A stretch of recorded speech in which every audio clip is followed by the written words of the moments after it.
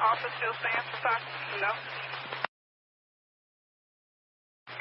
Offender in custody?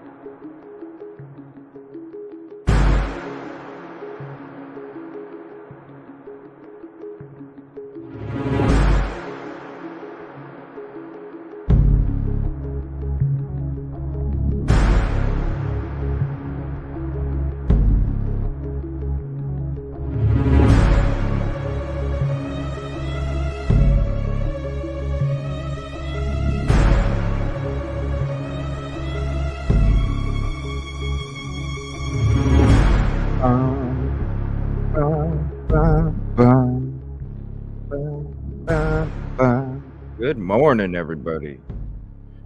Good morning, good morning, good morning. Thank you all for hopping in. Appreciate you.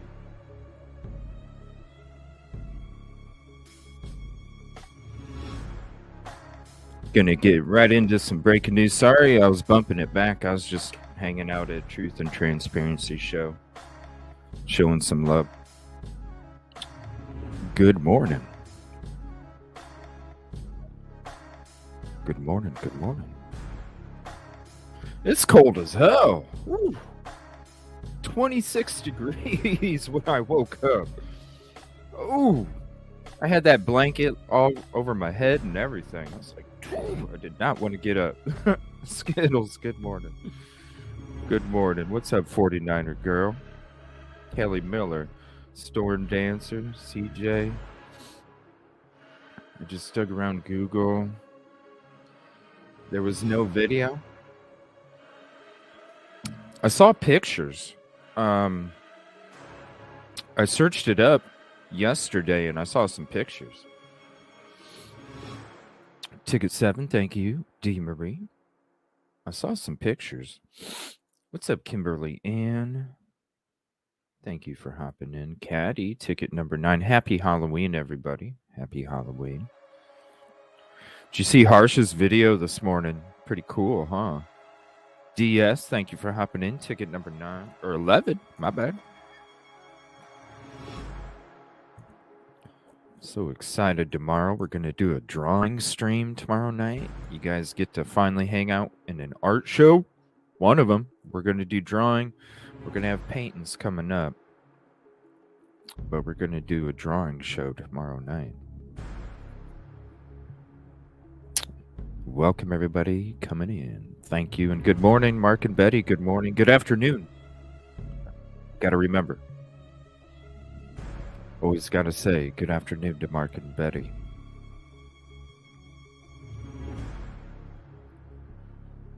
Oh, thank you, Storm Dancer.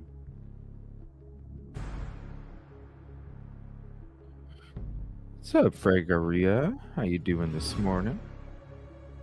What's up, Anna? Thank you. Appreciate you. Happy Halloween.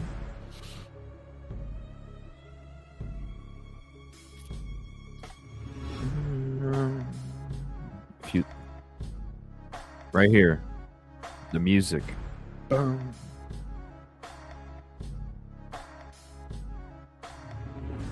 Boom. What's up, Crystal? Saw you in Truth and Transparency. Hey. What's up, Maya? Thank you for hopping in. Jackie, good morning. All those pumpkins. That's what I love the emojis. It's like cartoon in chat. Look at that. Snowflakes. No snowflakes. No snowflakes. What's up, Bama? Oh, I'm like, damn, it's 26 degrees this morning. Woo. What's up? Ooh. I need to go somewhere where there's like an ocean, you know? And a beach. What's up, Renee? Not where it's 26 degrees. Oh, cool. Yeah, it was pretty neat, right? No to snow. No to snow.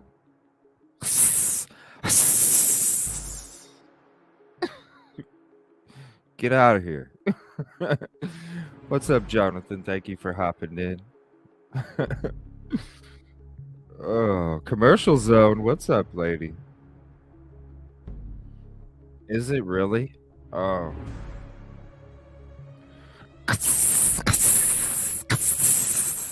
Get away. What's up, Sue? Get away. Get. All right, we got a little bit of breaking news this morning. What's up, Marina? Thank you for hopping in. A lot of UK people. Appreciate you. That's why I love being able to do these morning, early day shows too. Sarah Sweetness, what's up? That's why I love these early morning, daytime shows as well as the night shows, because the night I'm still hanging out with the community that I started with, and the daytime also have the community I started with, but also a lot of you over there in the UK too. So appreciate you. Appreciate you.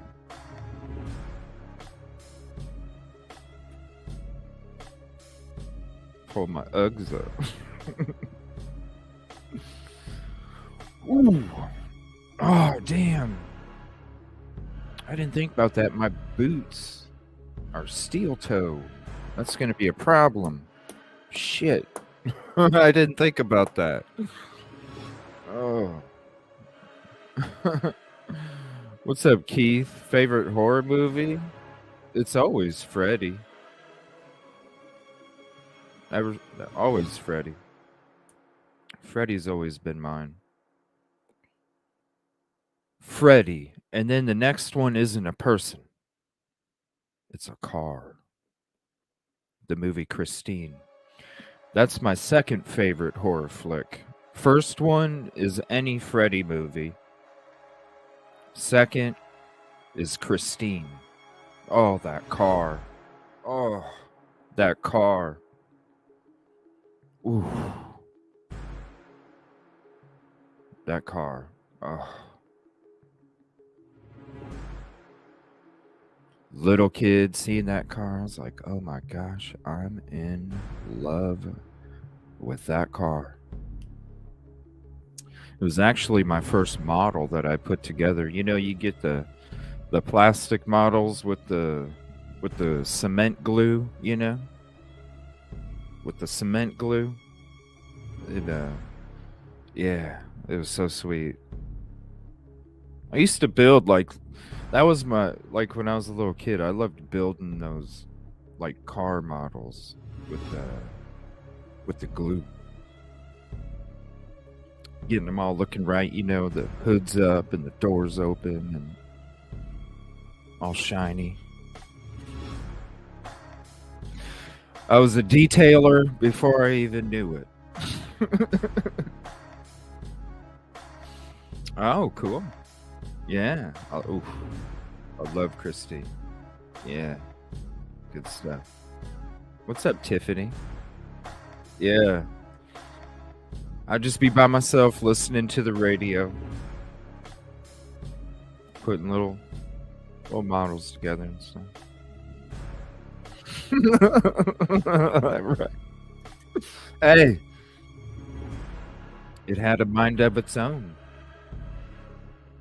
That's a good movie too. I mean, yeah. You could consider that one. Yeah. Yeah, that's a freaky movie. A thriller. That's I would consider that a thriller. Yeah, you get the shit thrilled out of you, that's for sure. That is a that is a creepy movie. What's up, Katrina? We're talking movies right now. I love it.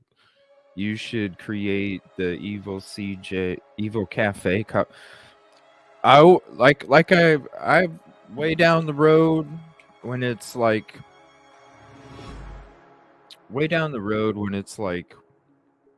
because that would be one of those businesses. A coffee business would be one of those businesses that it would be one of those businesses that I wouldn't expect to make too much of a profit. Not that it would be more of an enjoyment kind of thing, you know, because I love coffee. I would love to be able to sell my own coffee one day. I mean, I would love it. That'd be sweet.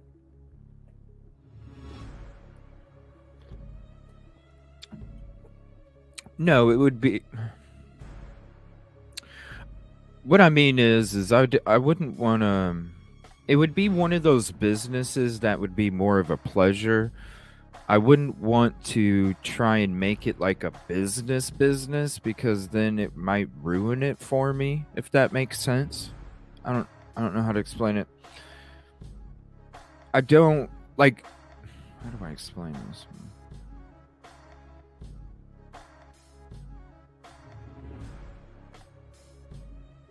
I don't know how to explain it. It would be more of like a business, yeah, like a hobby, right? Exact. Thank you, Storm Dancer. Like a hobby.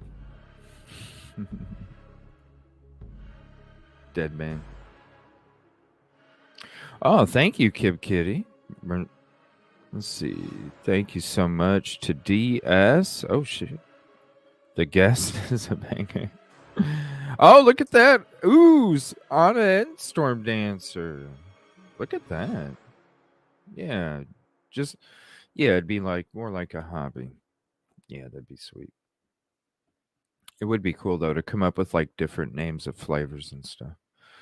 All right, let's get to this breaking news here real quick. Just a couple. And then we can hang out and check out some of the stuff that's came out the last few days. Give me 1 second. Boom.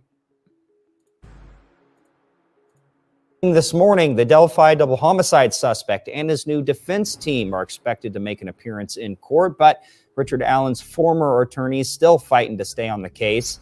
News 18's Hadassah Harris is live this morning outside of the Carroll County Courthouse. She joins us now to catch us up on the latest developments in the case. Hi, Hadassah. Good morning, Joe. As we previously reported, Brad Rosie and Andrew Baldwin abruptly resigned just before Allen's last court hearing. The surprise came after 3 people reportedly leaked evidence stolen from Rosie's office, and after Baldwin accidentally sent an email with sensitive information to the wrong people. As we reported, a previous filing by Rosie Yes, they are. says Gold accused them of gross negligence, then threatened to publicly shame them ahead of the last court hearing if they didn't resign. Rosie described it as a, quote, premeditated ambush and called for her to step down from the case. Gold issued an order Friday formally removing the attorneys from the case. Shortly after, Baldwin filed a motion asking her to reconsider. He says Rosie made an oral promise to resign but never filed the formal paperwork. Gold appointed 2 Fort Wayne attorneys to replace Rosie and Baldwin. Again, we're expecting Allen and the new defense to appear in court today. We will have a reporter in the courtroom bringing you the latest. Reporting from Carroll County, I'm Hadassah Harris, News 18.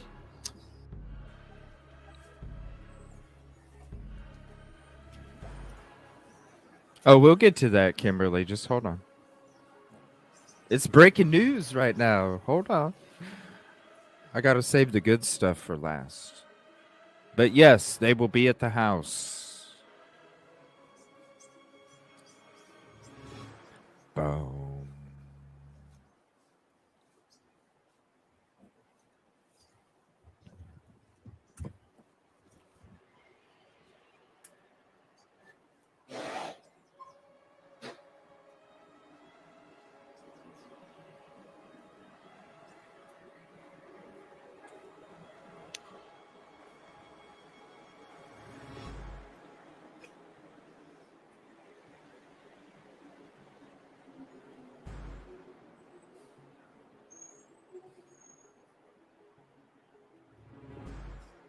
Happy Halloween. Oh, you're good, Kimberly. No, you're good. They are, though. You're good. Happy Halloween. I hope they don't. Just like when we watched last night, right? Steve G was even saying it just a few months ago. Like, 3 out of the 4 families don't want it to happen. I'm going to go back to that episode and play that because it does kind of go with what we're hearing this morning about.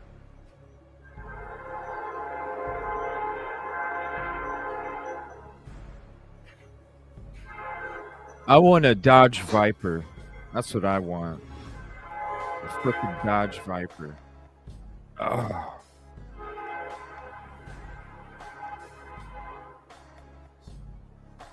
Woo. Dodge Viper.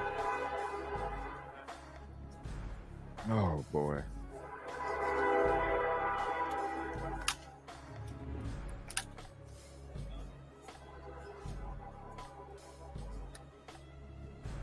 Just the regular, you know.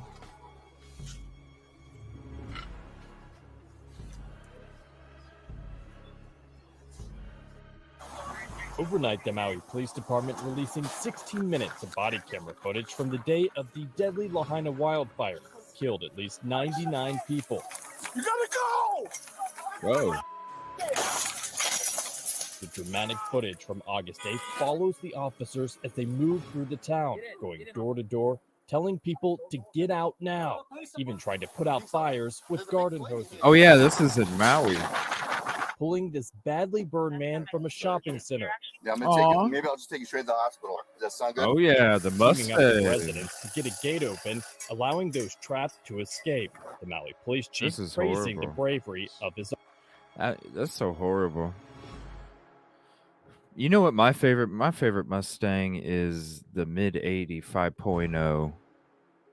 I think it's a 84, 85 Mustang, the 5.0 with the ground effects. Oh yeah. The 5.0, the 80s. Man, look at that. That's so sad about Maui. All because they didn't shut down the electrical grid. I want to say shout out to Caddy. Appreciate you so much. I'll go ahead and blow this up for dropping this in our mod Discord this morning. Appreciate you, Caddy. From Brian Netton on Twitter, yes, this is somewhat unexpected, especially considering prosecutors agreed to have the house demolished, and it likely would have been torn down already had victims' family members not fought it. I told family members, got a heads up, FBI would be back today. Investigators are returning to the house where the crime happened in Moscow, Idaho. The FBI will be back today to construct visual and audio exhibits and a physical model of the home. Plywood we have seen on doors and windows. Give me 1 second. We have seen on doors and windows will be removed this morning. This is interesting considering prosecutors initially approved of the home being demolished. University says they were told the visual displays take months to build and were not feasible under previous trial timeline, but now that there is more time, they can create the model.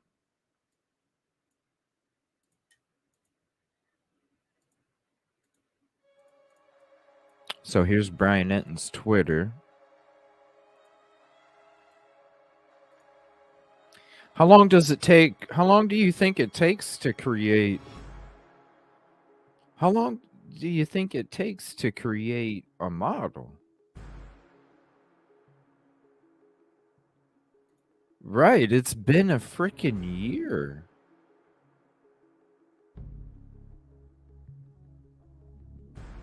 You guys think they're... I know, right, Gemini? Right? The music.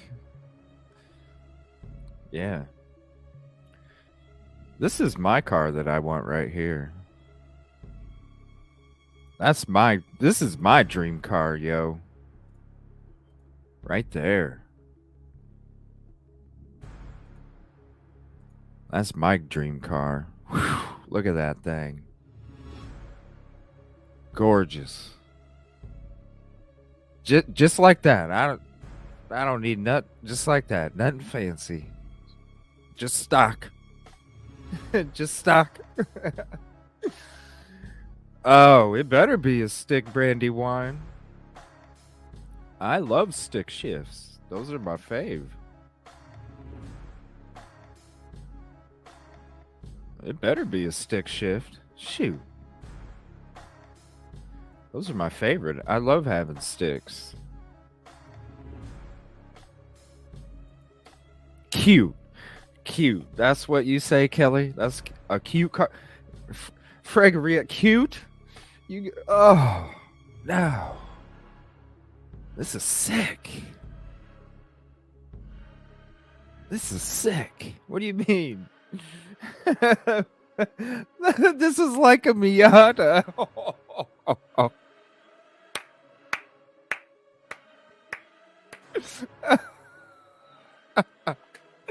This is like a Miata. Oh, okay. Okay. Yeah.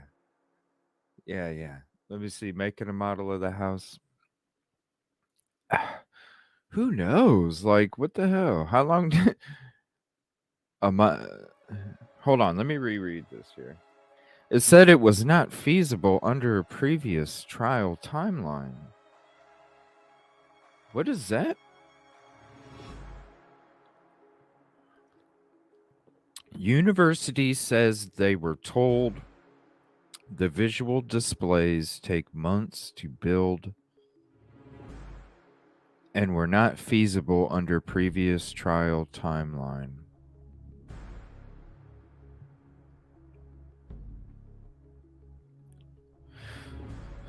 So what? They're going to be all over the property for the next couple months?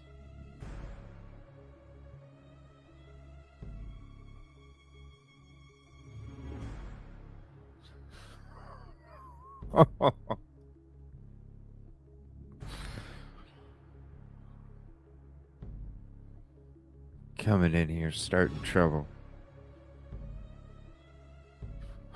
Coming in here, starting trouble. Trying. It ain't happening. It ain't happening. University says they were told the visual displays take months, but were not feasible under previous trial timeline. Well, what was the previous trial timeline? What are the replies? There's only 2 of them. That's what we were all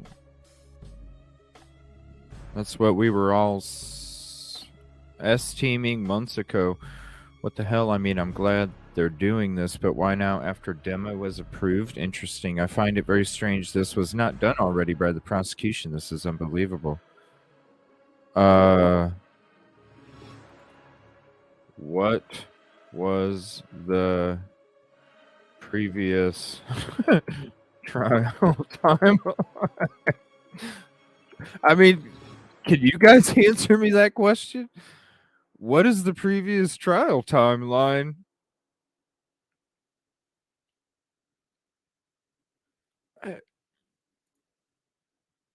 What was the previous trial timeline that made it not feasible? What the fuck is this? What the fuck is this? Right? Brian Etten? The fuck?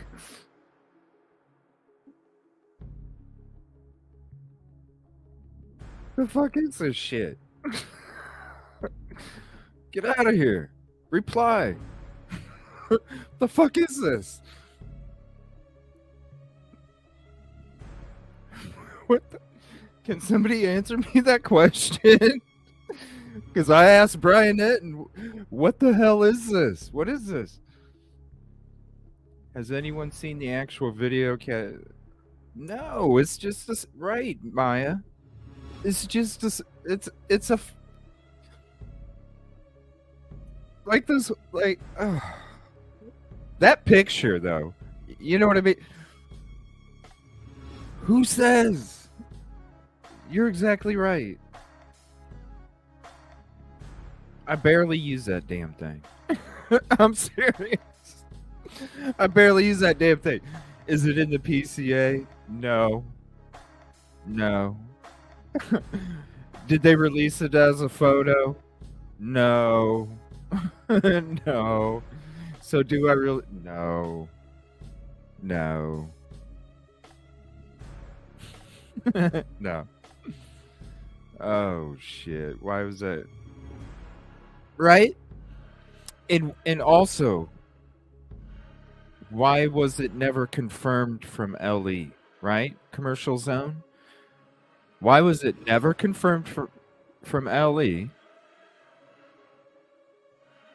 Even after it came out, why was it never confirmed? And why was it never, ever even mentioned except for they got footage from the gas station?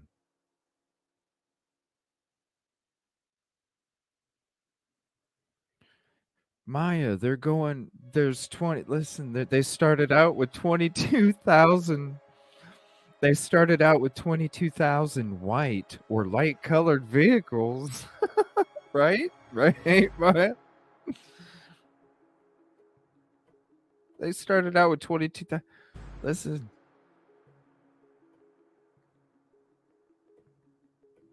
All that surveillance, they were even driving a light colored vehicle themselves. Maybe I should go through the PCA again.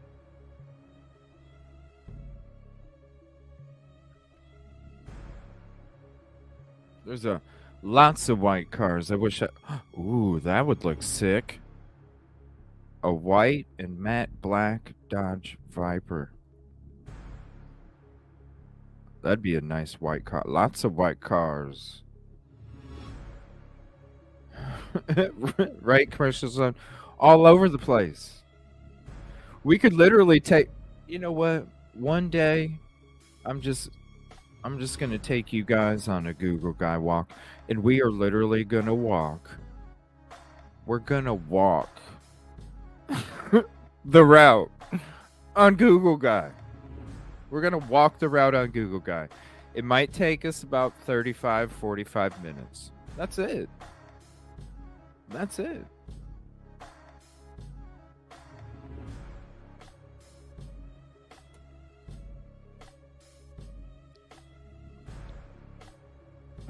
And then you can count the cameras as we go by. And then you can imagine, you know, all the Ring cameras and stuff like that. Shout out Ring. Nice little addition to the security system here. It's great. Shout out Ring.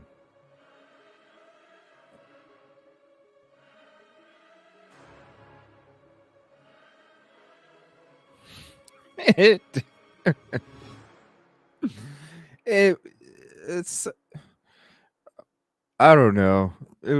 When people were saying that like there was no wheels on it, and it was like I was like, well, I did think that there was a DeLorean in the area around that time, so I thought, well, maybe Marty came back. He was like, yo, Doc, can we take this Elantra back? Right? Or forward, I mean. Can we take this Elantra forward? Get the flux capacitor in the back seat of this Elantra, you know? Make this baby float down Highway 8 with no wheels. It's like, shh. Wouldn't that be beautiful? You're just floating down the road. It's just making too much sense, Kelly. I don't know. I don't know. Yeah, it's there's so many light colored vehicles. I mean, we could read through the why not? Fuck it. Let's go through. Let's go to the PCA. Oh, hold on. Let's see if there's any new documents though. I haven't checked.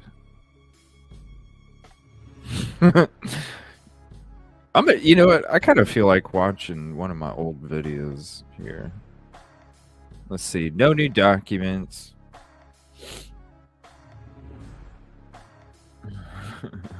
Hold on. I talked about the vehicles.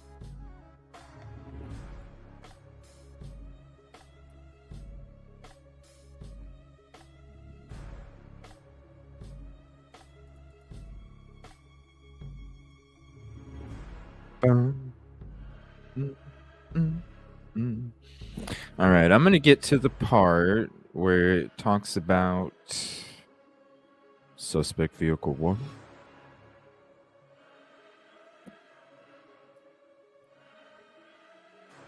Okay, let's see.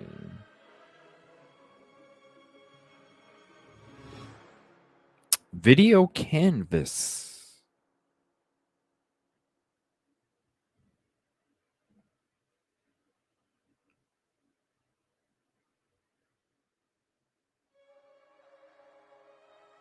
Okay. What's up, detective? Sorry, I was kind of looking at what I was going to get set up here. I'm only working off one screen, so I apologize. Sometimes when I'm transitioning from different things, it takes me an extra minute. So I apologize. But here in a couple of weeks, I will be having a setup where I have multiple screens, so that way I can always have an eye on your chat and all the stuff that I got to do running a live show by myself. Trust me, it's a lot. But all right. Let me see here. I'm going to play one of my old videos. I don't know when I did this, but I talk about the vehicle because I want you guys. Everybody's always talking about an Elantra, you know, because that's mostly what's talked about. But there wasn't just an Elantra either.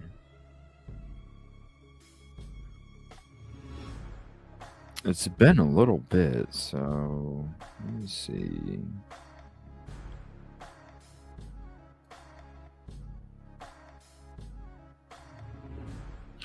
I'm going through all my videos here in my videos section. Thank you all to the community. The people that either hop up on panel or call in where we have these really great discussions. I appreciate it. We get crunk.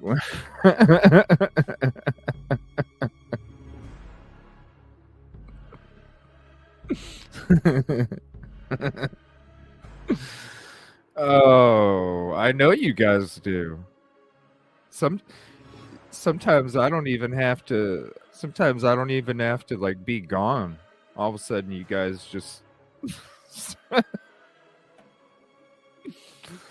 Oh, you guys are crazy. Ain't life beautiful? Ain't life beautiful? All right, let me see here. Where is that damn video? Here it is, right here. It's only 10 minutes. It's not long.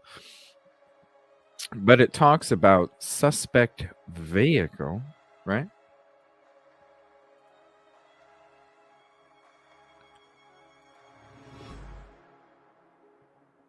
When was this? Let me see. June 11th. Okay, not too far. Students were found in a house.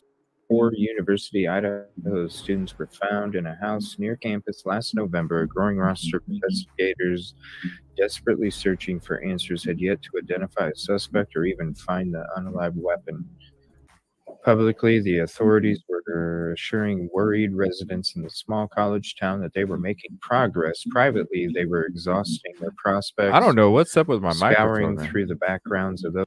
Sorry, I don't know what's up with my microphone there. I'm just going to read this part. So, hold on. I'll read this part until it goes to the PCA there. Right? No. I don't know what's up with the audio on this one. So it's reading this article here. What the hell? So in the weeks after the 4 University of Idaho students were found. Hold on. Let me put my music back on.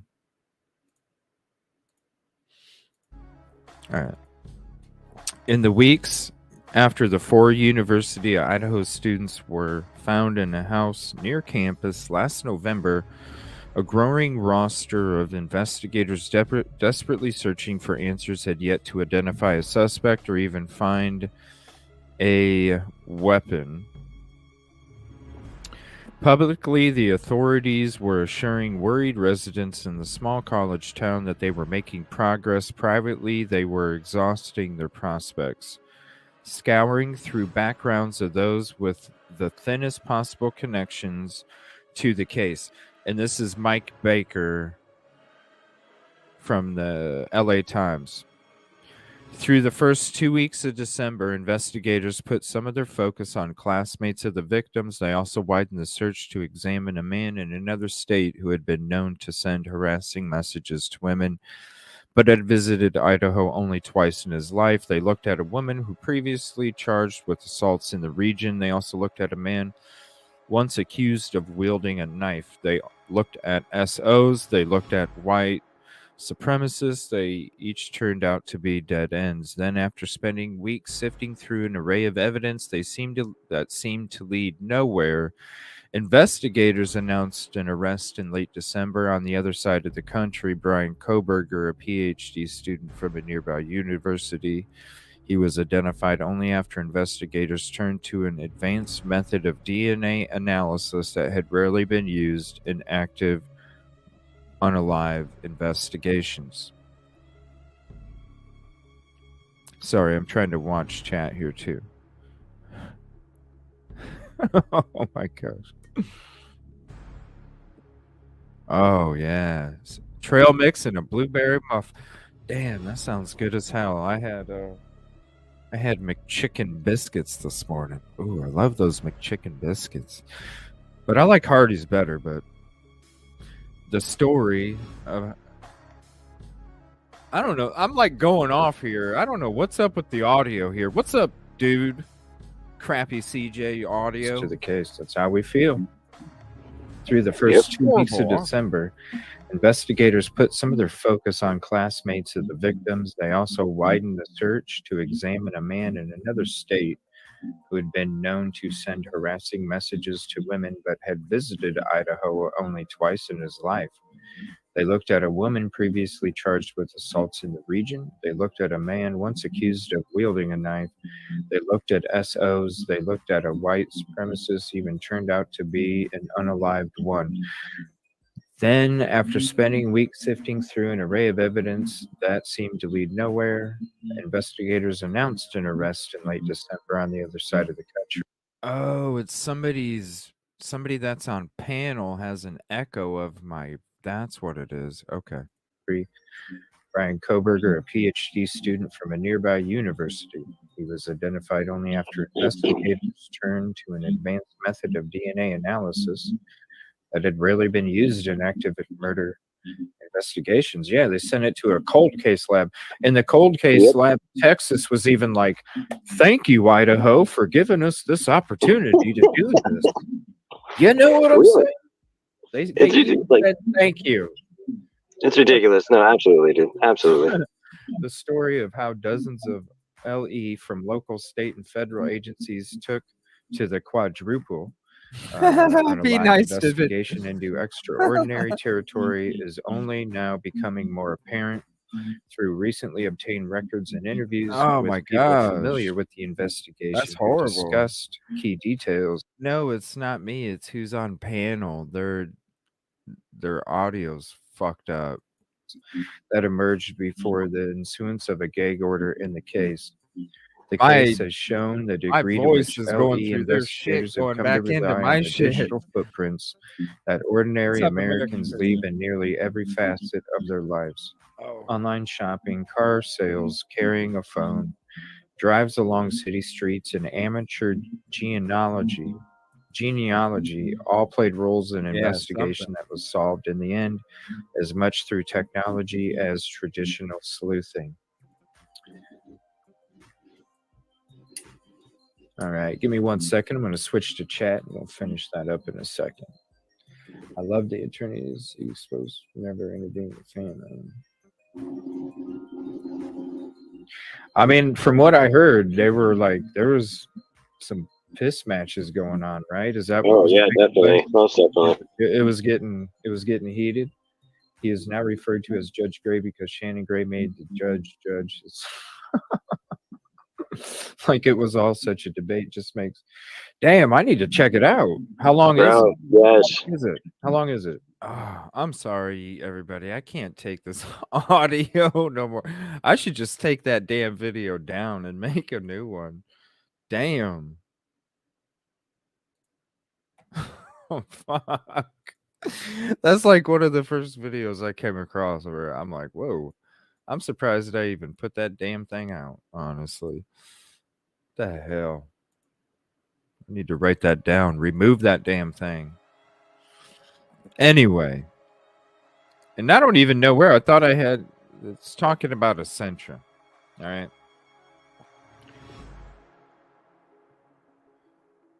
I could have swore. The route, something don't make sense.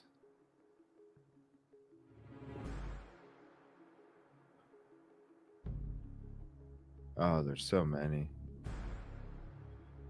Yeah. All right, we're going to go to the PCA. Fuck it. I thought I had something to talk about. The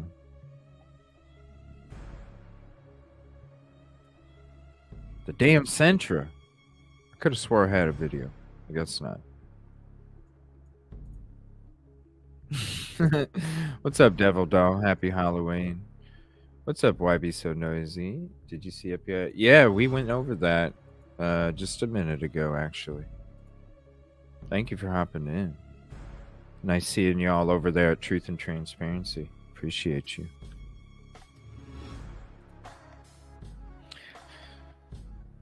So,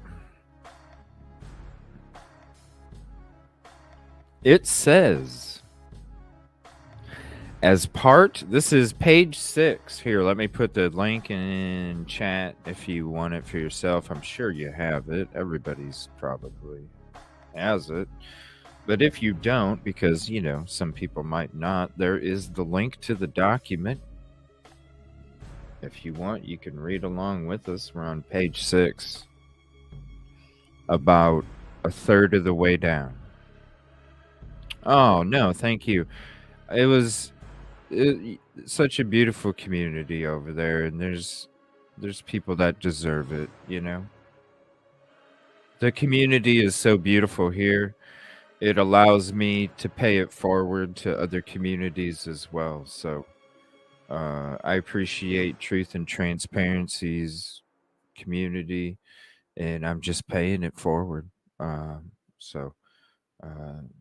You know, I appreciate the community here, and I appreciate the community over there. Hooray, PCA. I missed the PCA. No, we're just starting on the PCA, Kelly. Come back in about 15 minutes then, Kelly, if you want to miss the PCA. Oh, I know. We'll see what's up. We read Brian Enton's tweet. We read Brian Enton's tweet. But right now the FBI is there. Well, I already tweeted Brian Enton. We'll see what happens. Cause listen to this, okay? I already tweeted him. I'm waiting to see what happens. It says this is interesting. Okay, I'll start. Investigators are returning to the house where the crime happened in Moscow, Idaho. The FBI will be back today to construct visual and audio exhibits and a physical model of the home. Plywood we have seen on doors and windows will be removed this morning. So they're going to do a visual and audio reconstruction so that way they can tear down the frickin' house and then add it to the 3D shit that I showed you guys before of what they're going to use. And I'll show you guys that again if you haven't seen it either. So then he goes, but hold on. Oh, I didn't see the joke. No, because I only have one screen, Kelly. Hold on. Let me get to chat now. Hold on.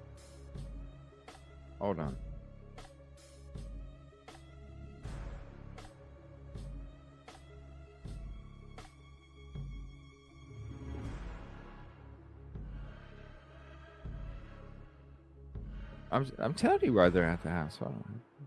Yes, Halloween. Happy Halloween, everybody. Please hit the like if you haven't. It's the freeway. Why is the F? Well, wait. This is my question. I missed the joke. I don't know what the joke is, but I'm reading it. No, it'll never be the same. It'll never be the same. Like, that's what we've been saying this whole time. That's why I got fucking blocked from the president of the University of Idaho. From sending a fucking email. Like, yo, man, I'm asking you a straight up real question, bro. Boom. Blocked. No. Just like here. Brian Enton, this is interesting considering prosecutors initially approved of the home being demolished. University says they were told the visual displays take months to build and were not feasible under previous trial timeline. They take months to build and were not feasible under previous trial timeline. But now that there is more time, they can recreate the model. And I ask, what was the previous trial timeline that made it not feasible? What the fuck is this? Somebody answer me. Somebody answer me. What the fuck is this? What was... Huh? What? What the fuck is this?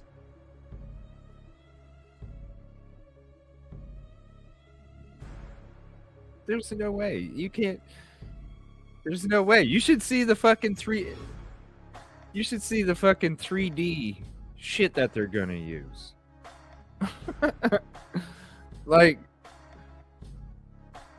Here, let me show you. I'll find it. Give me a second. We got time, because it's the... You know, fuck it. It's the morning. We got time.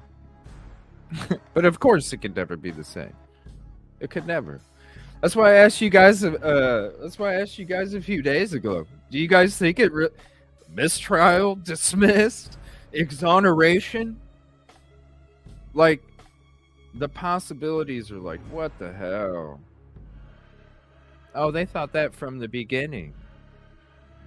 When they said it was an unalive, self-unalive situation that first day, and that the community didn't have to worry, that's when I was like, huh? Because back then I was talking about the mission to the moon. I was talking about freaking just all sorts of shit, world events. It wasn't even really true crime. I talked a little bit of true crime. But when I came across this case, I was like, what? Oh, hell no. We got to talk about this, everybody. What the hell is this? And then we've been talking about it since. My show started right around the same time that the crime took place. Let me find this video. Let me show you the other, because I don't know. I would have to look up if somebody wants to send me a video of how the process is that Brian Enton's talking about. I don't. Visual and audio reconstruction. What the audio? Hello. What do you do? Like test the like? What do you? Psst, psst, psst. Like what do you test? Like what? What do you? Like you test all these different sounds or something? What do you? I don't know. All right, give me a second. Let's find this other thing. Let me show you.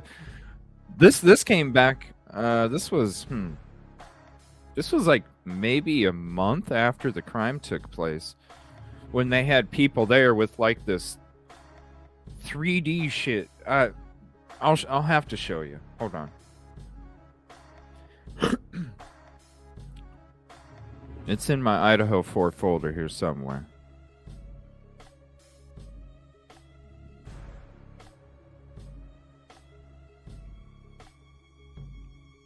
Just give me a minute and I'll get back to chat. I can't see chat while I'm looking up stuff here. Just working off one. But I know what the thumbnail looks like, so once I see it, I'll be able to pick it right away.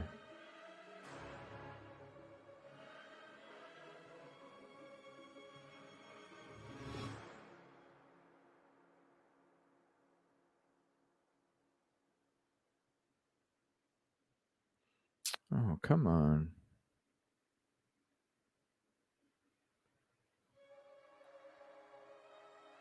Damn, I thought it was towards the top. Sorry, everybody.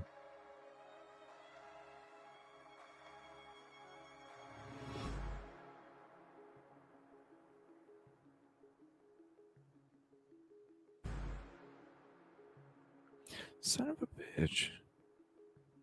I could have swore it was towards the top.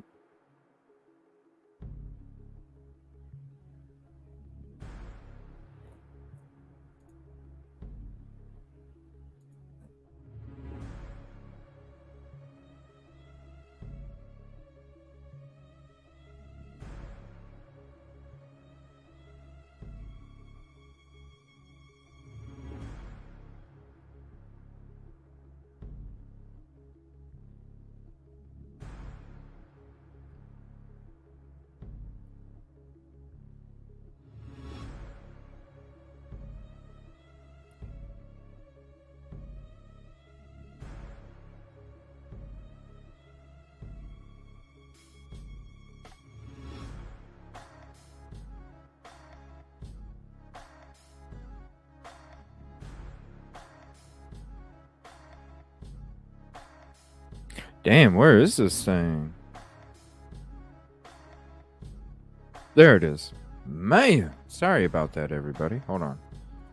Let me get back to chat real quick. Possible new clue in this. All right, we'll show that in a minute. Let me get back to chat real quick. Oh shit, I wasn't even.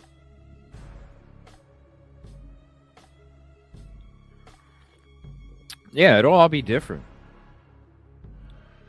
Wonder where in the house they... Yeah, that too. Part of the floor, the walls. You know, we know that there was stuff that was taken out.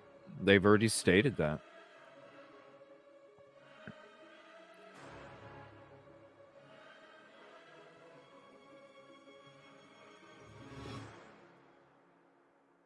Oh, really? What, they're live on location right now? Oh, sweet. Hold on. Thank you, Caddy. Let's see.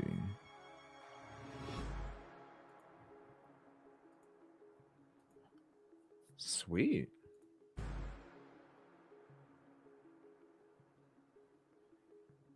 Oh, 12 seconds.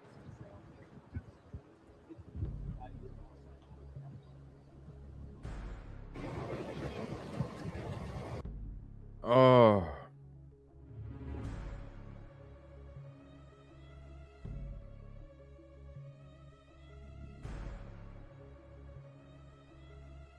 What kind of plates are those? What kind of plates are those?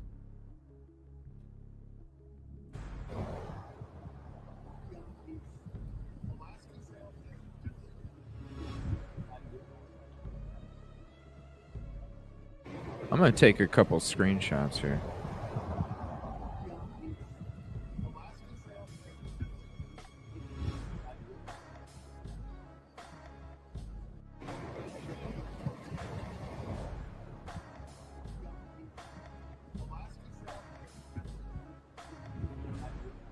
What kind of plates are those?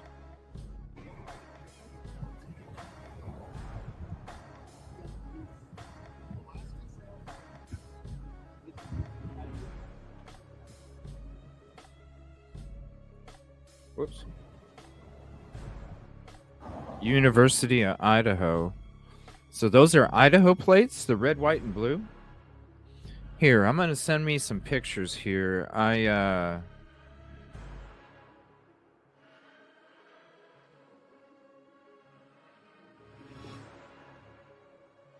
Let's see.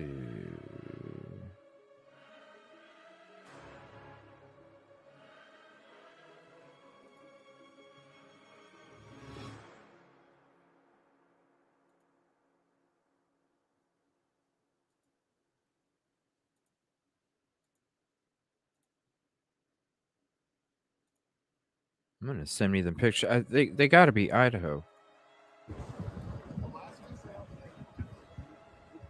Because this is a...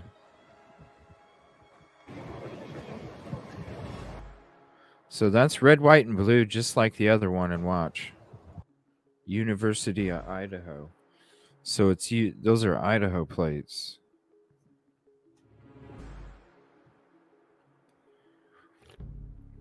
The vehicles that were in front right here. This vehicle here. But no, these are all... Yeah, Pennsylvania, Ohio, Indiana. There's like a lot of states that don't require the front. Which I never understood. Because what if somebody was abducted and you only saw the front of the fucking car? Hello? Isn't it worth making another frickin' plate for the front, you know? They've been eager to tear it down since the crime happened, though. Like, ever since the crime happened, they were wanting to tear that motherfucker down. The quicker they can get rid of it.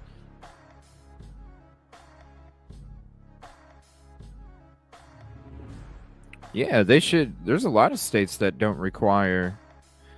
Frickin' Detective Golden, shout out with the picture. Thank you so much. Damn.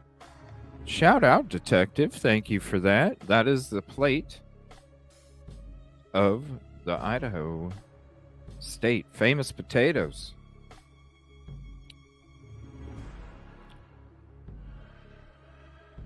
Yeah, there's a lot of states that don't require front anymore. And I never understood why. They should all have front plates, period. Because if somebody's abducted from the front, like what kind of car was it? Well, a white Hyundai Elantra. I don't know the plate. Fucking dumb. Mm-hmm. Oh, I mean, hell, in any of these states, you can get so many colors of plates now, too. You can get anything. You can get anything now. We don't require... See what I'm saying? There's so many states that don't require a front plate. I just don't get it. There is a mini one for kids' bikes, but they are the same. White Nissan Sentra. One and done. But seriously, though, I mean, yeah, there's so many states right now that don't require one. I never understood. I don't even need one. And I'm like, well, this is stupid. Just because you want to save some money. That money can save a child's life or something. It can save something. What if it's a hit and run? You know, there's so many different things that why wouldn't you want to have information on the front of the vehicle just as much as the back, you know? So, never made sense. All right, let me see here. All right, let's get to this PCA. And thank you, Detective, for that picture. Thank you, Caddy, for the link to Brian Enton's feed there. All right, PCA.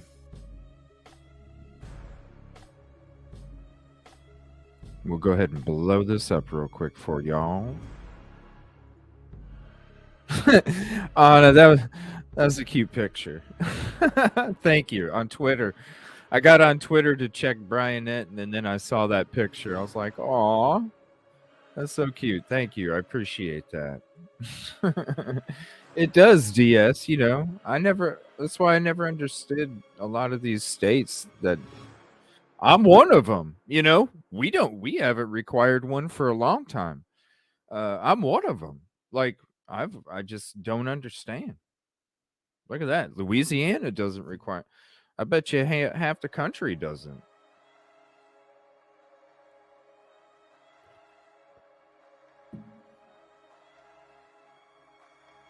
Cost matters. Psst. Yeah, well, you're the person that called a Dodge Viper cute, so that comment doesn't surprise me.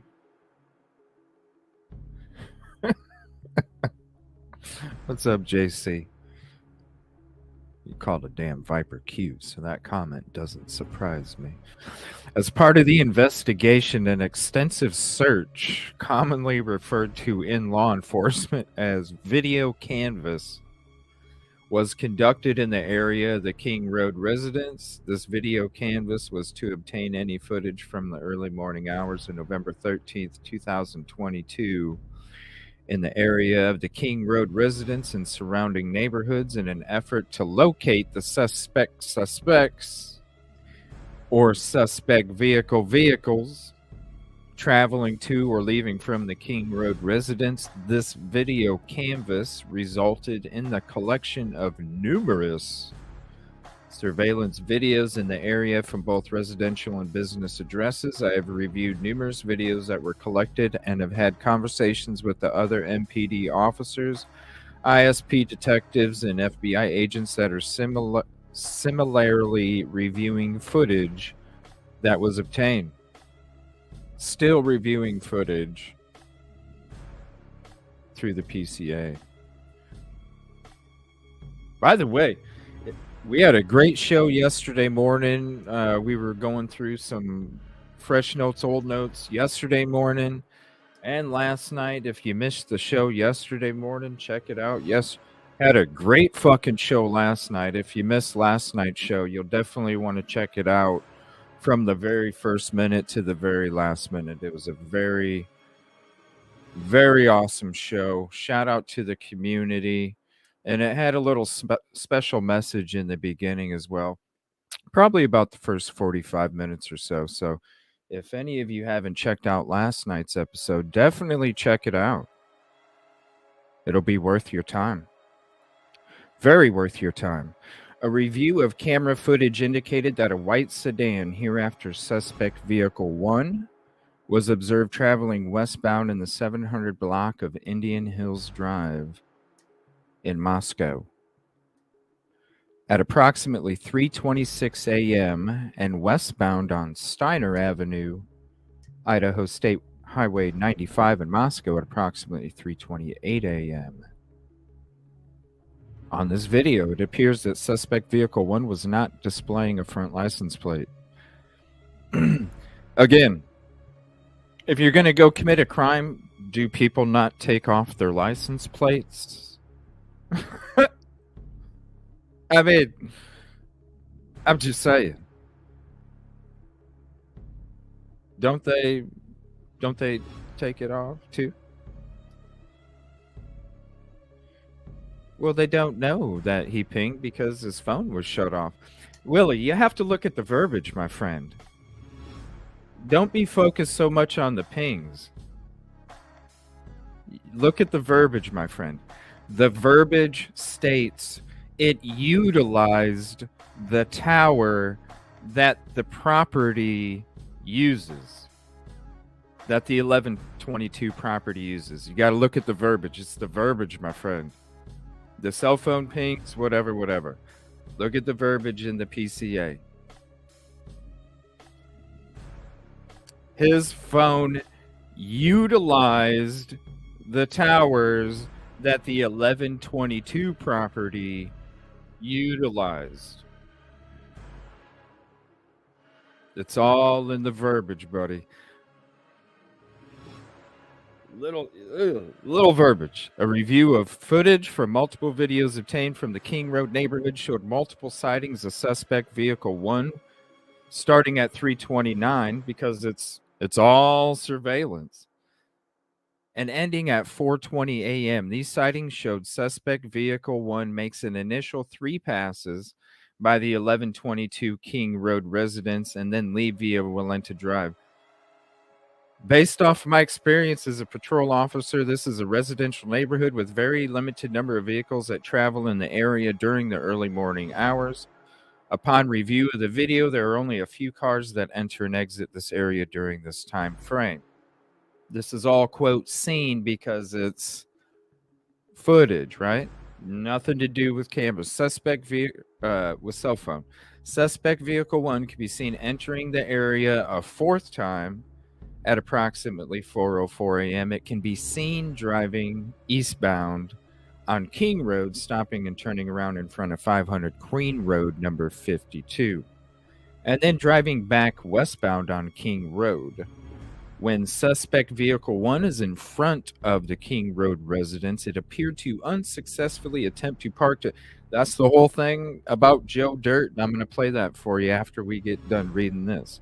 Suspect vehicle 1 was next seen departing the area on King Road residence approximately 4:20 a.m. at a high rate of speed.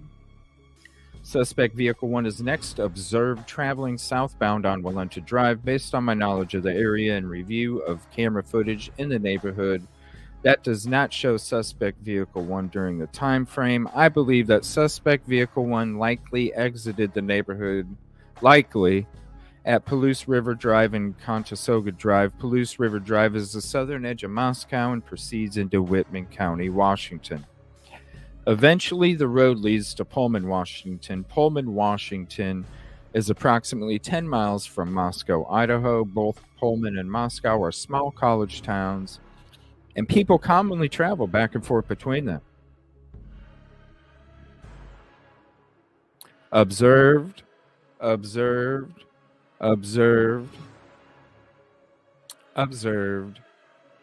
Doesn't say anything about a Sentra, just an 11, that they had switched it from 11 to 13 to an 11 to 16. talks about the stop at where they reviewed the vehicle when they saw it at the apartment. And then the route where he was observed on surveillance. Now, let me see here. Coworker.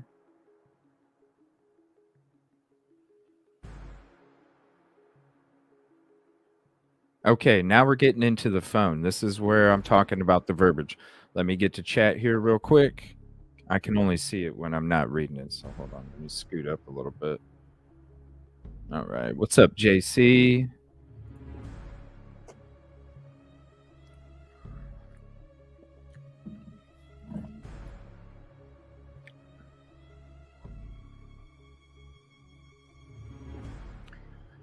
They just say that he utilized the tower. I'm about to read that part. It's in the verbiage. Let's see. Suspect vehicle 1 was a major reason. Yeah. And why is it suspect vehicle 1 when there was another vehicle they were looking for before that? That's why I could have swore I had a video like suspect vehicle 1, -1, 0. Like what are we talking here? It is. Verbiage is so important. I'm about to read this verbiage too.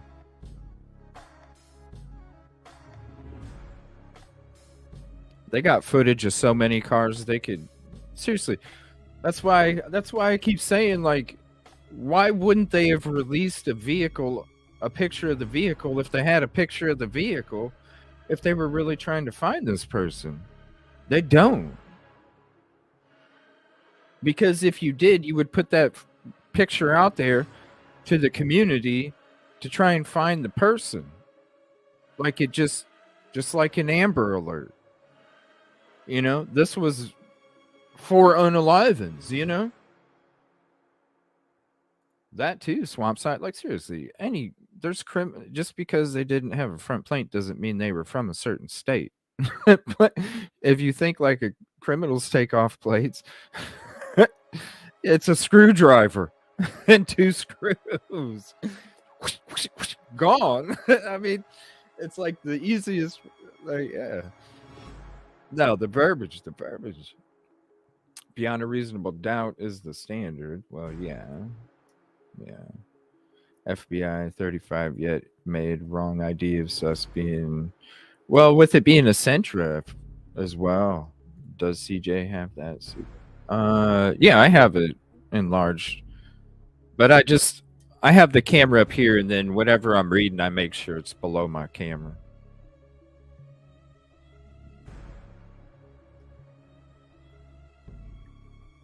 No, I think the crime took place between 3 and 425. That's what I've always thought. Yeah. It is. They would have gone through right? Exactly.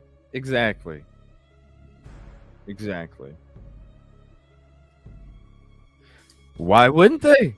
Why wouldn't they have a picture of the freaking hubcap that has a chunk missing? Why wouldn't they have any picture? Why a stock photo? We didn't even get a stock photo of the profile perpetrator. Where's that stock photo? I put more pics in Discord. Oh, okay. Oh, wow, cool. Look at that.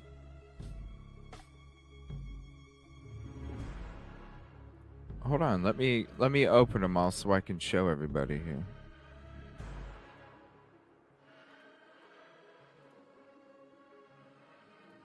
So here's this one. Isn't that cool looking?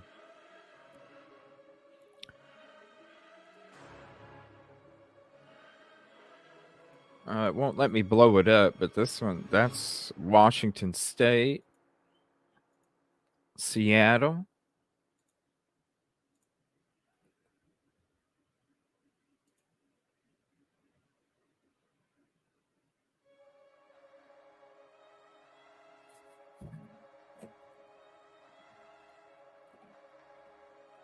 Thank you, detective.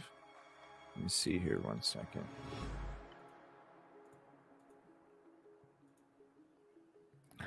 No, oh shit. I'm about to give you all a stock photo of the perpetrator. That could be my drawing for tomorrow night's drawing show, everybody. Do you guys do you guys want me to draw the sketch that should have been made from day one, everybody? do you want that to be the drawing show tomorrow night? Do you want me to draw the baklava bushy eyebrow profile picture as my drawing? Do you want that? Tell me. Right, in the sunroof, right? Yeah. Right? That too.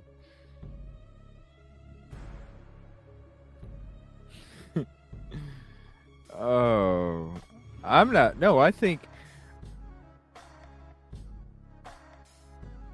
they were there. I think they have two witnesses. I just think one of them has the exculpatory.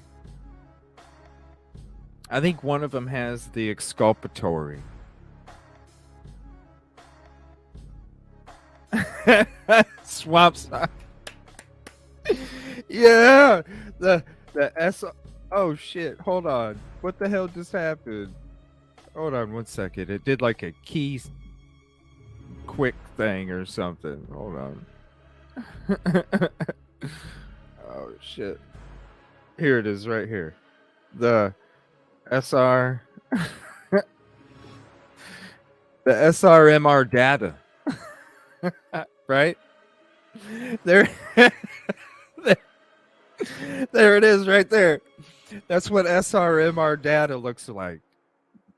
Thank you, Frank Gabriel. That's what SRMR data looks like, everybody, right there. I got to star that. Thank you. I appreciate that. That is the perfect way to explain the SRMR data.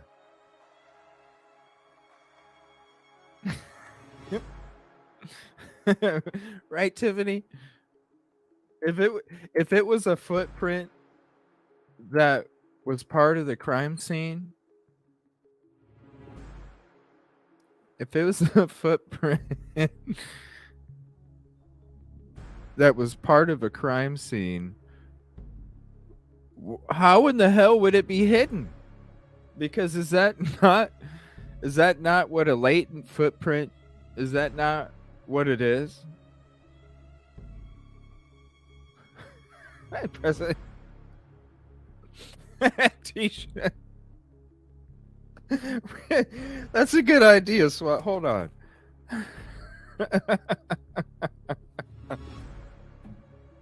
The SRMR data T-shirt. It will have a. We'll have the data waves coming out of the sunroof. We'll have the data waves coming out of the sunroof. Hurry up, catch them. Don't let them get away. You got to catch those. You can't let them get away. What's up, True Crime Questions? With me.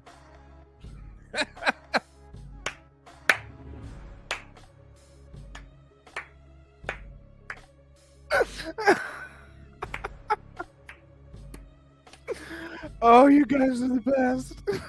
Right. It's kind of like that. It's more like this. It's more like this, okay? That's what it's more like. More like that. Oh shit. Oh no. Oh fuck.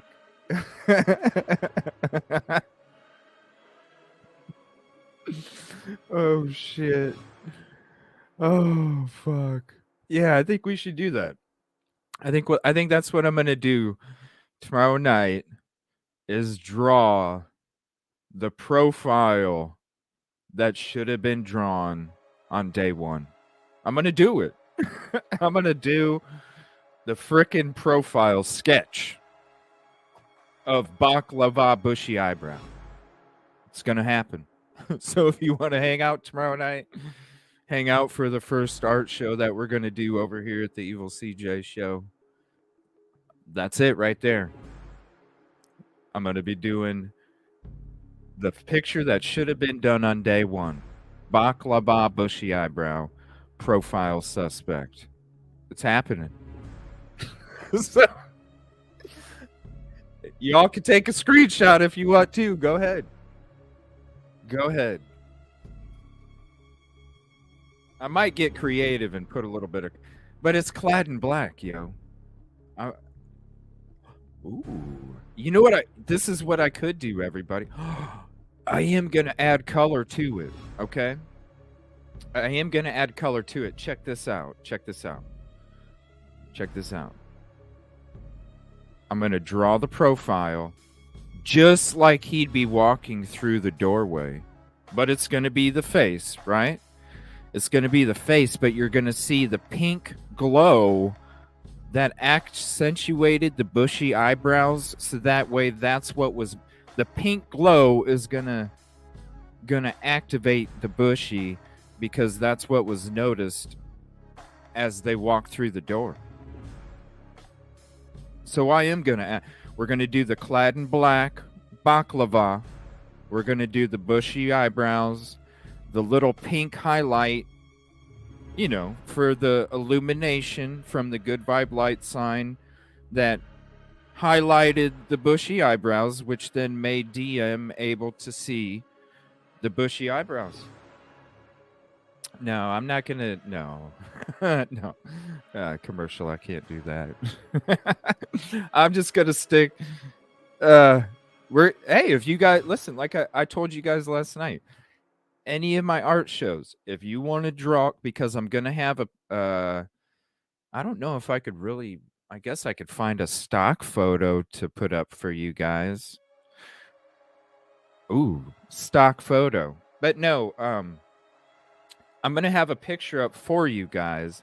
But if you guys want to draw the baklava bushy eyebrow with me, when you're done, send me, or painting or drawing, send me your baklava bushy painting or drawing, and I'll add it to my thumbnail for the art show that we're doing tomorrow night.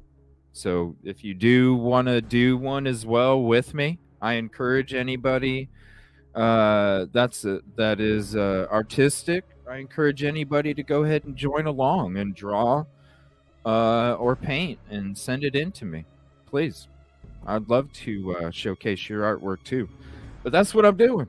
We're gonna have the baklava bushy eyebrow with the highlight from the exactly how DM would have seen him when she said bushy eyebrows. It's gonna be cool. The picture that should have been out there. The picture that should... A baklava is basically a ski mask that only shows your eyes. It's a ski mask that only shows this part. It covers up your nose, but it just shows your...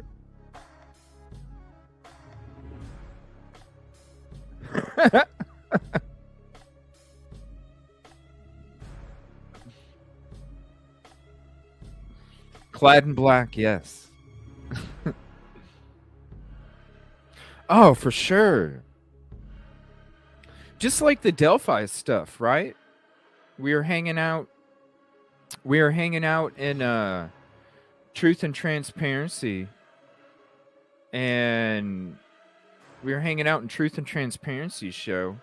You know, and it's just like to hear that Richard Allen had 7 freaking lawyers up there. And it's like, you know, all this crap that's going on with this case in Delphi, and it's like, you know, you told the families today was the day, man. And now look what's become of this case in Delphi.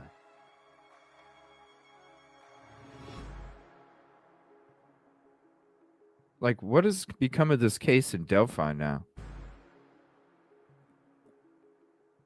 Just It's so, like, now his lawyers are able to come back. Like, what? Is it, like, truth and transparency? Should this lawyer even be allowed to be, or a judge even be allowed to be a judge? You know what I'm saying? You were in there, Crystal. You heard that shit. Isn't that so ridiculous to the families? And they were told a year ago, almost,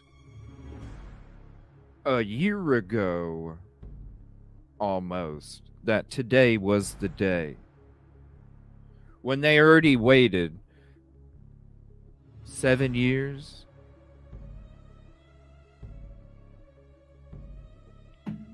7 years.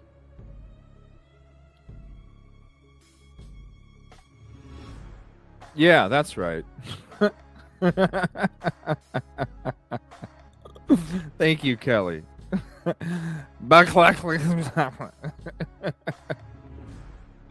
Thank you.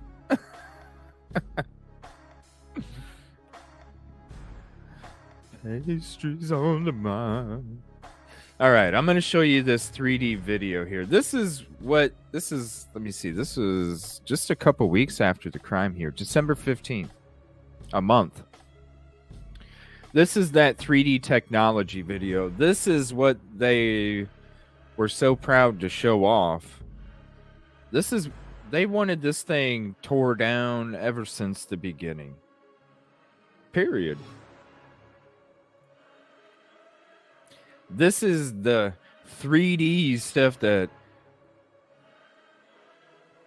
is so important. This is what is going to be available to the juror members. And when you see some of the Nintendo 64 graphics, you're like, okay. The stabbing deaths of 4 University of Idaho students. Investigators in Moscow are looking at new surveillance video from a business in town as they continue focusing on that white car seen near the murder scene. Senior national correspondent Brian Enton joins us live now. Brian, we found out about this new surveillance video yesterday. Are they any closer to catching this killer? So they say today that they are making progress. They won't give us specifics, but they still say there's no known suspect. And the focus remains on the white Hyundai Elantra. That's what I thought. That's what I think too. Has to. They are still pleading with the public to come forward with any information about that car. They believe that car Happy was Halloween, everybody. near the house where the murders happened, right around the time of the murders. We learned today that they are going through 22,000 Hyundai Elantra vehicle registrations from both Idaho and Washington. You can imagine it is a long, long process to go through all of those registrations, trying to figure out if any of them could have been connected to what happened here. Nicole. Well, Brian, these detectives, they're really using some high-tech methods to process this crime scene. They are, old school, you think of just photographs, but now they've got 3D imaging where they take special technology.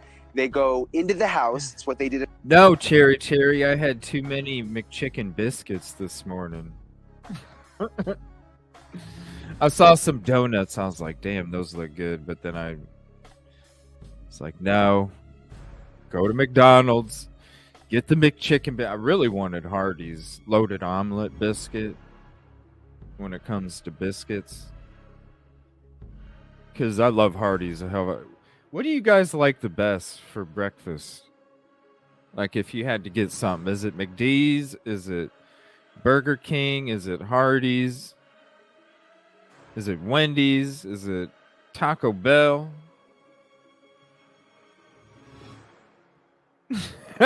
Don't eat. Oh, I love Hardee's. Hardee's is my favorite. What's up, Kaleido?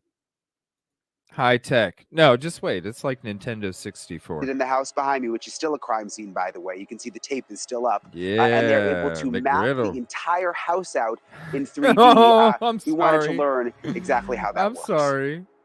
We have a footprint right here by the door.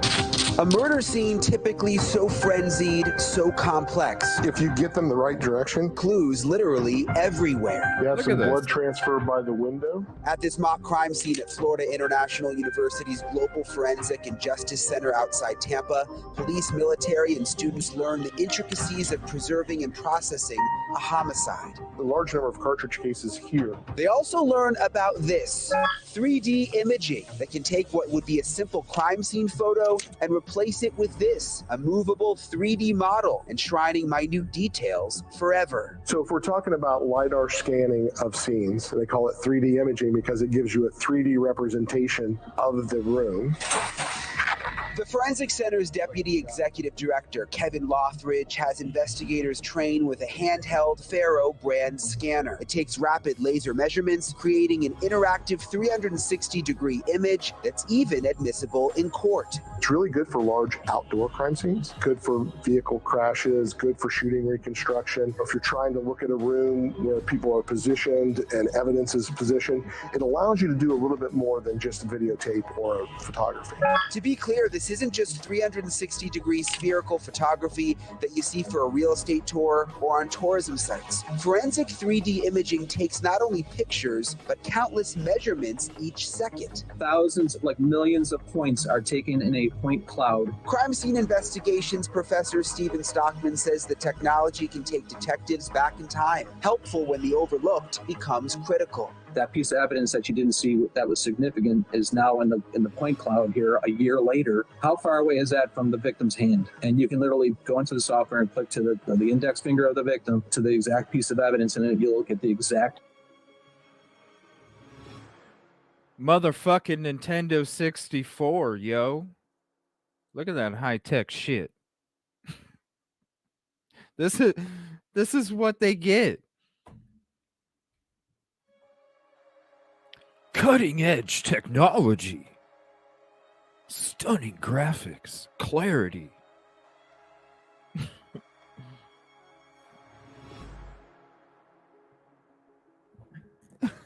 Look at this shit. Fucking Nintendo 64. Hold on.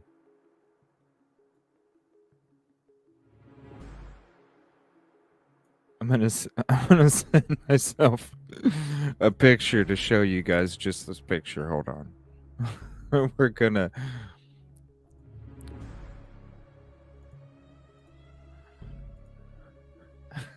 Oh my gosh. This is what I'm saying.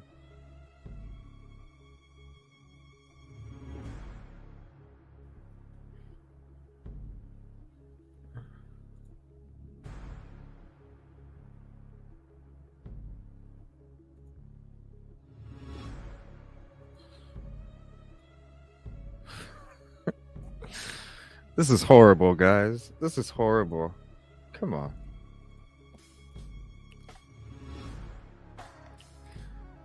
Nintendo 64, yo. What is this shit?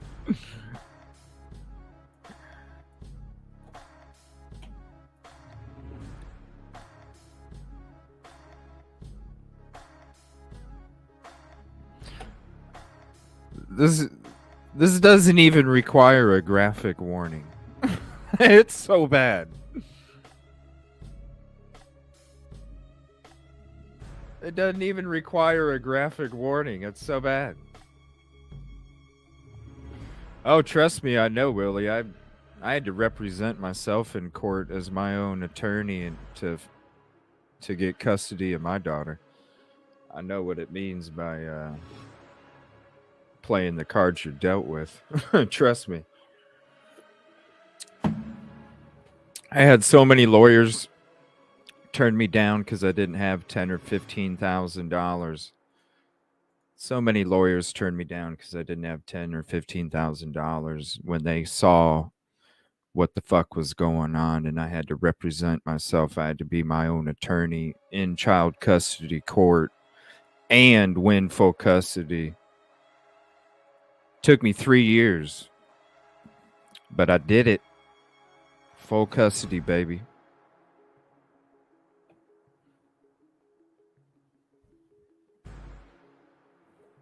It's all up here. It's all up here.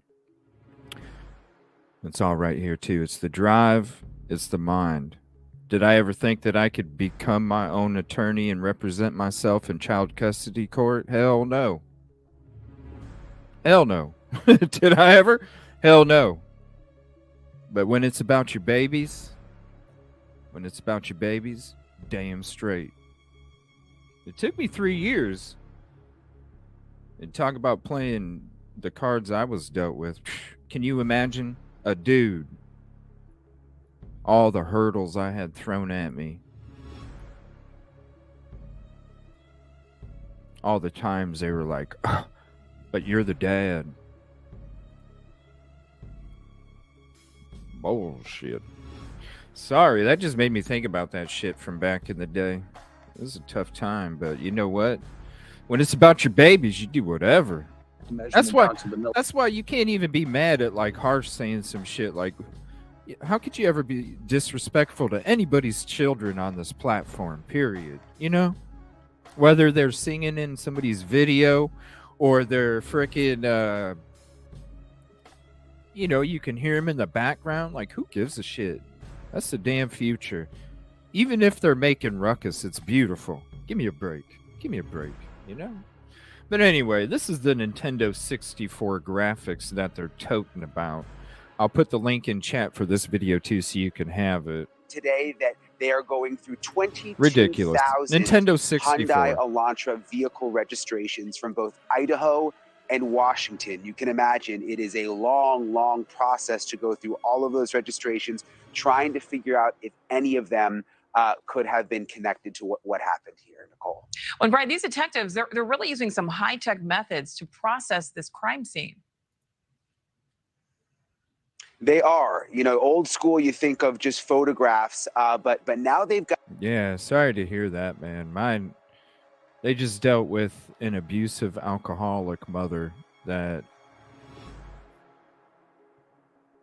did some fucked up shit. That's all. Got 3D imaging where they take special technology. They go into the house. It's what they did in the house behind me, which is still a crime scene, by the way. You can see the tape is still up. And they're able to map the entire house out in 3D. We wanted to learn exactly how that works. We have a footprint right here by the door. A murder scene typically so frenzied, so complex. If you get them the right direction. Clues literally everywhere. We have some blood transfer by the window. At this mock crime scene at Florida International University's Global Forensic and Justice Center outside Tampa, police, military, and students learn the intricacies of preserving and processing. You know what I'm saying? Why be so nosy? How many people walked through that property, right? You know what I'm saying. How many people walked through that property before investigators?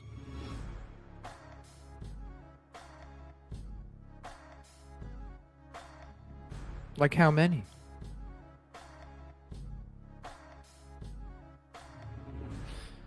Oh, I hear you, man. I just advocate, period. Like, I wasn't even...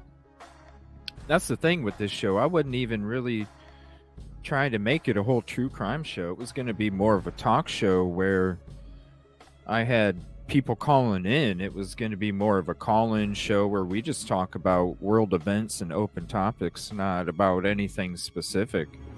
It was just going to be late night and with CJ. That's all it was going to be. And thanks for the sub, Michael. It was just going to be late night and with CJ.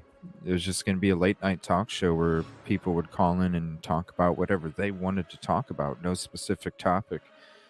And, you know, when I came across all of this stuff, especially this case, it was like, no, truth and justice needs to happen.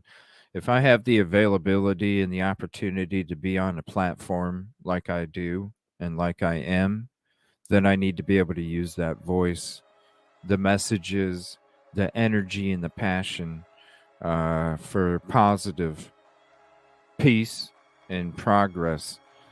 A lot of people like to talk shit about it. It is what it is. I don't give a fuck. Because what they eat don't make me shit, so I really don't care. But what it is it is about truth and justice. And anytime It could be like Mark Carver. I brought up Mark Carver case. Ain't nobody talking about Mark Carver. Who's talking about Mark Carver? Why not? Why aren't anybody talking about Mark Carver? There's a whole bunch of cases, right, Brandy? I don't give a fuck. There's a whole bunch of cases out here. Mark Carver is a perfect example. That's why I keep saying Mark Carver, if YouTube was where it's at today, back in 2011, Mark Carver would be BK right now. Period. The same shit that's happening to BK would be happening to Mark Carver if 2011 was 2023. That's why when I read this article and I made this video about it, I'm sitting there, I'm going, how in the hell is nobody talking about this? Because if you sit here and you listen to it or you read this document,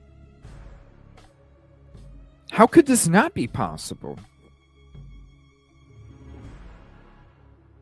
People always say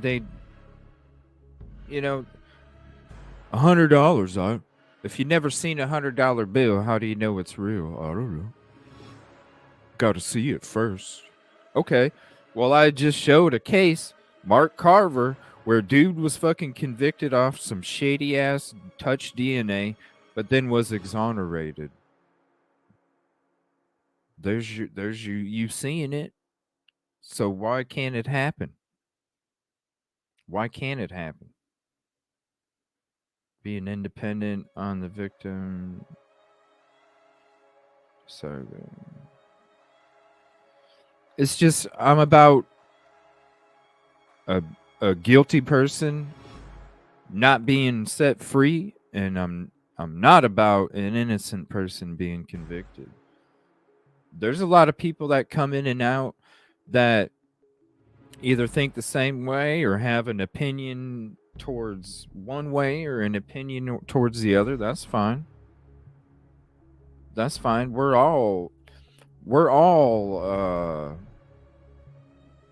all have an opportunity to do our own opinion as long as it's respectful and peaceful. I mean, there's other communities that ain't about the respect and peace. You can go over there if you're not about the respect and peace, because we can all feel a certain way in a respectful and peaceful way too. It's just that simple. So yeah, this is the 3D technology. Homicide. The large number of cartridge cases here. They also learn about this 3D imaging that can take what would be a simple crime scene photo and replace it with this. Replace it with this.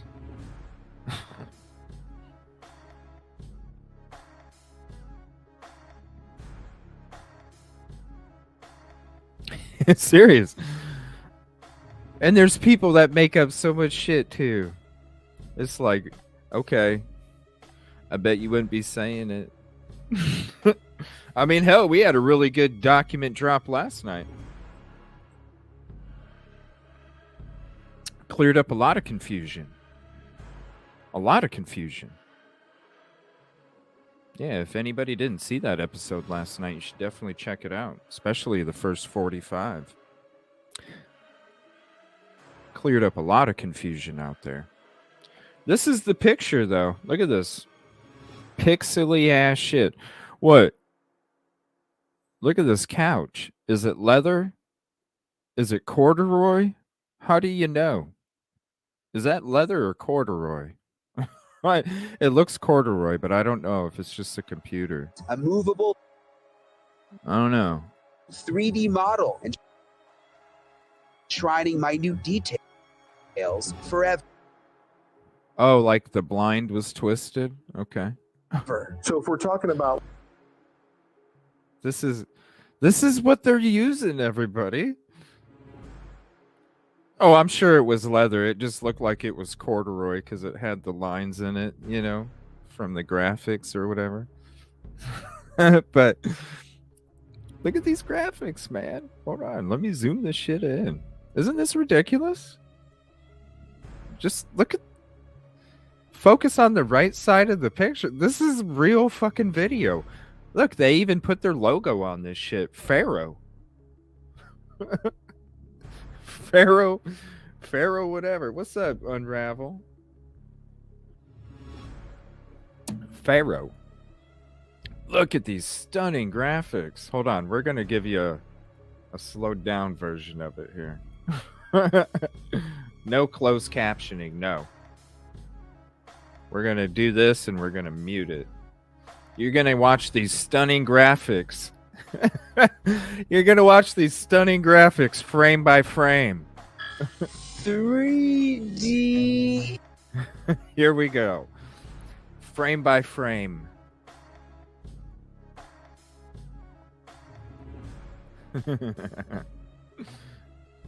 No squat.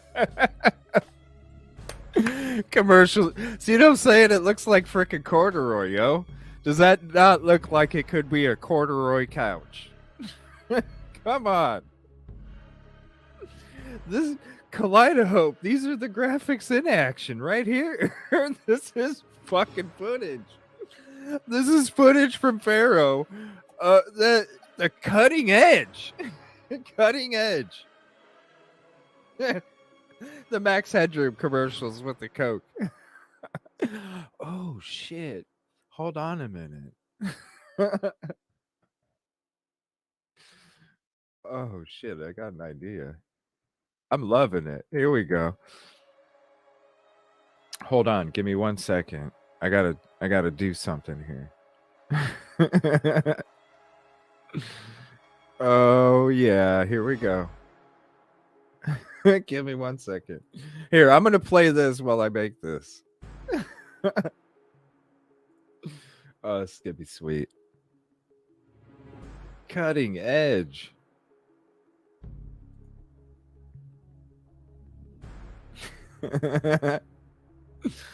Oh, this is gonna be sweet.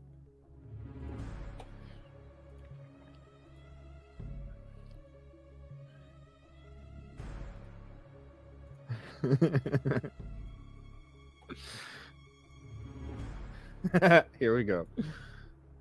There we go. There you go. A little bit of Max Headroom effect. Stunning edge. Cutting edge. Nintendo PlayStation.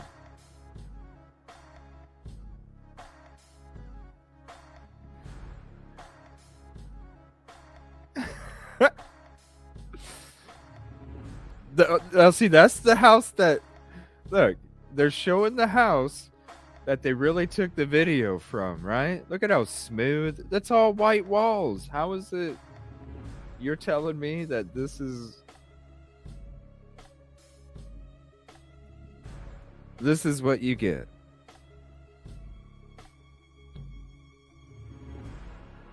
Oh, we're looking at the Pharaoh 3D graphics. This is the kind of quality. Oh my gosh. Okay, this is perfect. Look. Okay, see the fridge? All right, there you go. We're going to pause it there for a second. See the fridge? Look at, just focus on the fridge. Focus on the wall to the right of the fridge. Sherry, when this shit came out, this was a month after.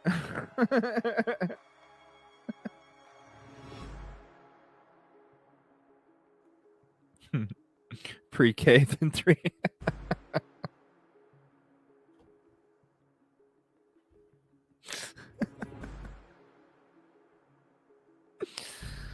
PK instead of 3D, right?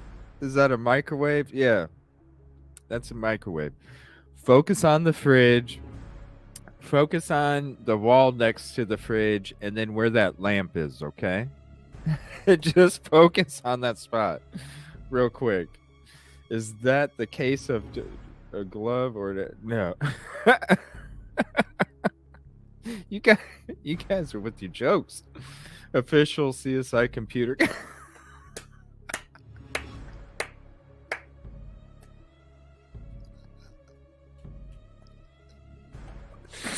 Oh my gosh, you guys are cracking me up this morning. Oh my gosh, you guys are cracking me up. I'm just in a really great freaking mood this morning. I feel like there's a lot of shit off my back now. Oh no, it's just a good feeling waking up. All right. Look at that picture. Now, look at this. All right. Now, you see the look at how like crispy and glitchy and that whole right side is, right? Look at the top of the wall. Look at the ceiling, okay? Look at the top of the wall. Look at the ceiling.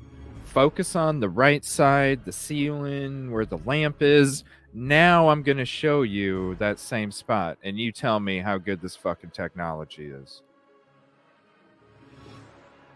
That's the same spot that the dude, that's behind the dude. That's the same spot. Like, how is it that glitchy if all your walls are the same freaking color? Yo, I just have a damn black bed sheet behind me for my fucking green screen right now. And look at it. StreamYard technology does better than this shit. StreamYard technology is better than this. There's a lot off my back, Devil Doll.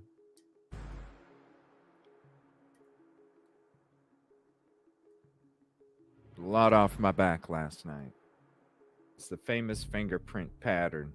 I don't care about crisp and colors. I do care. Well, that's true. Okay. I would want that too. But you shouldn't be walking around. Is it really cutting edge technology?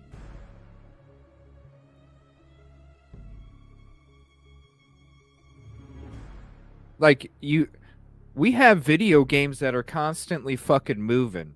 Shit's moving all the time. And you're telling me you have a stationary camera that can sit there and do this shit and you can't get a better fucking quality? That's where I'm coming from. You can play video games, shit's moving all over the place. But here, you don't even have to be moving. You just have the damn thing sitting there, and it's taken, like, you're not even, what?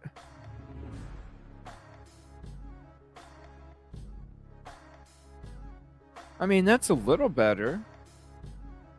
That's a little better. Aw, thank you. I appreciate that. I appreciate that. It was just time. You know what I mean? It was just time. It's like it's just like, yeah. It was just time. It just had went on for too damn long. Too damn long. And it should have been fixed already. But that wasn't up to me. I thought the house was damaged and served no purpose, so how can they now come and do this? What? No. KP, this was a month after the crime took place. It was a month after the crime took place.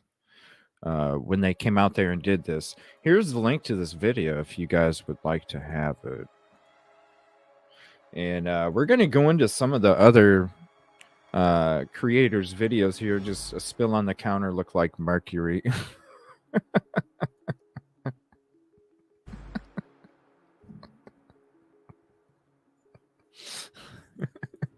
You're coming in here with jokes today. Peace and kudos. Appreciate you, Devil Dog. Happy Halloween. Yes, happy Halloween to everybody. Thank you for that. All the emojis on there. Little cartoon in chat. Appreciate that. Plywood just removed from doors and windows. Yeah, we can go back to Brian Nenton's video. Let me see.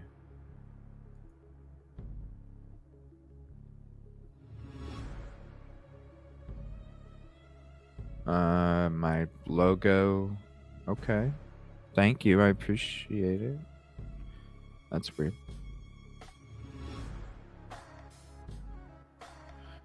Let me see. Brian Enton. Let me go to his tweet. I'll show you guys the... Where'd it go? Yeah, here's the video real quick.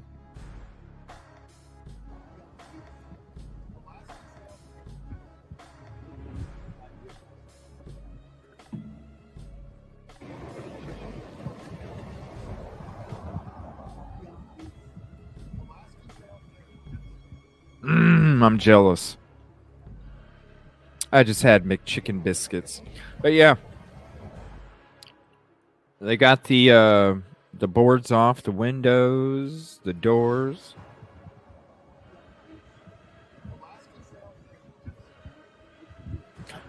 So they said here, let me, there we go. Now it's got that. See, the whole window's open up there.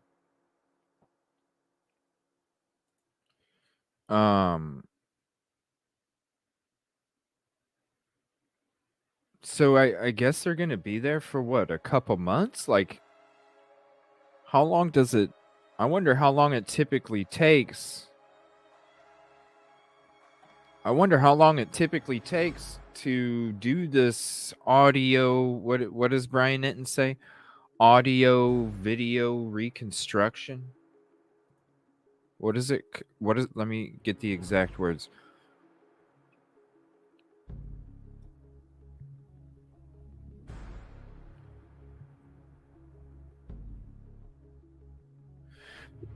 To construct video and audio exhibits and a physical model of the home. So let me retweet that. Let me retweet this. And if you want to follow me on Twitter as well, here, you can also, I do retweet a lot of this stuff too. Even when I'm not streaming, I'll be retweeting. So if you're on Twitter and you want to follow me, or X. No, they are not tearing it down today. Today, that's what I thought too, Katrina, at first, because when I read it, I was like, oh shit, they're tearing it down. No. They're constructing, it says that they're constructing a visual and audio, or constructing visual and audio exhibits and a physical model of the home. They couldn't do it before because it couldn't happen in the timeline. So then that makes me wonder, is the FBI going to be there over and over and over and over? Like, what's going on? How long does that typically take? The FBI is going to be all over that. How long does that typically take? Thank you. I appreciate that, Kelly. Well, this is because if you guys want my honest opinion, this is my honest opinion.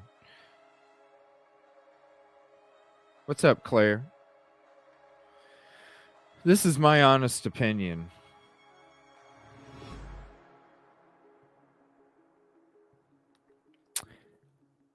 I think they think that the trial might end quicker than what they think it will, or used to. And I think that's what's putting the go-ahead.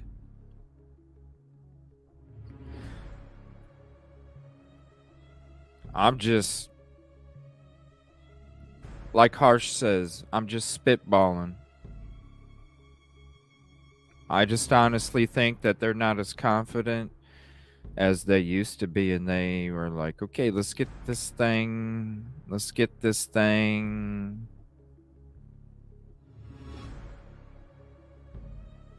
I kind of like this background. It's pretty cool looking. I don't know. What else? Why else would they want this thing? Why else would they want this property gone ASAP?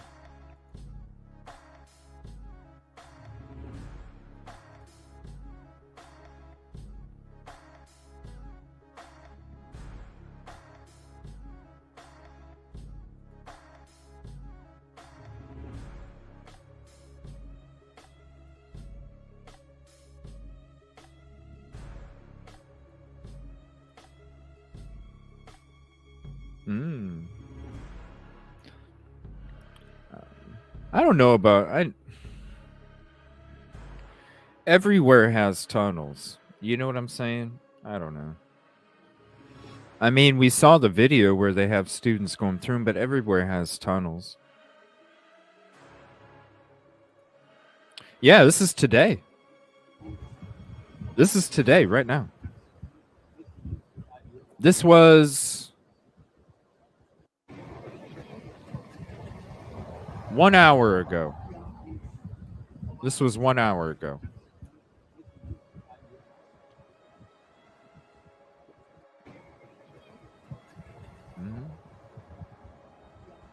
I mean, it might piss some people off, but I don't give a shit. You know, like, that's just my opinion. I just think they're... Let's go. Let's go, let's go, let's go, let's go, let's go, let's go, let's go, because in case something happens, we definitely don't want the house to be, because then Howard, listen.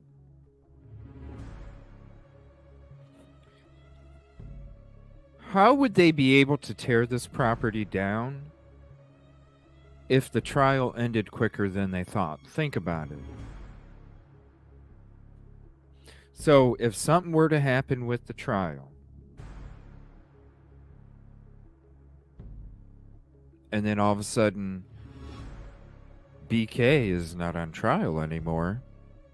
They don't have the person. They don't have somebody else. Do you think they're going to be allowed to tear it down then? Let's hurry up and get this motherfucker tore down now. You see where I'm coming from?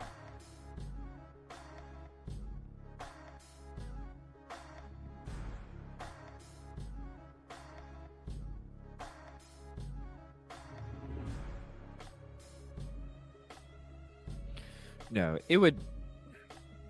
To tear down this property, you're talking about... You're needing like an asbestos crew. You're needing different... You're talking with the chemicals and the fluids that were inside you. Basically, that house has to be contained in order to be demolished.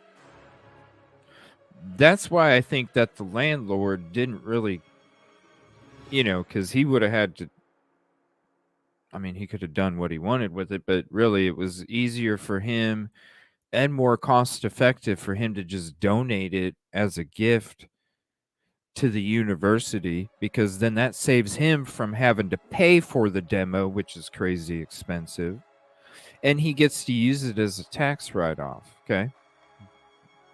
Win-win for the dude. He doesn't have to look like the asshole that's trying to tear down the property because all of a sudden he gifted it to the university. So he's...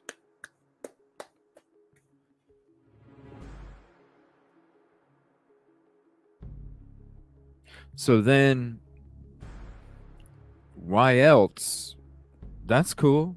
You're not tearing it down because none of the families, well, 3 out of the 4, don't want it torn down. So you don't tear it down out of respect for the families in the community. Why all of a sudden now? What changed? Oh, because now Ann Taylor's really trying to get that grand jury dismissed? The indictment dismissed?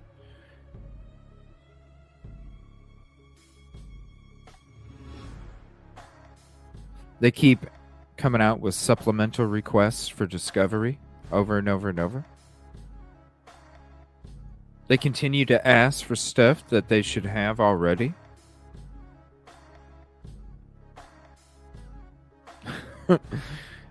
You got to understand, the university is a business too.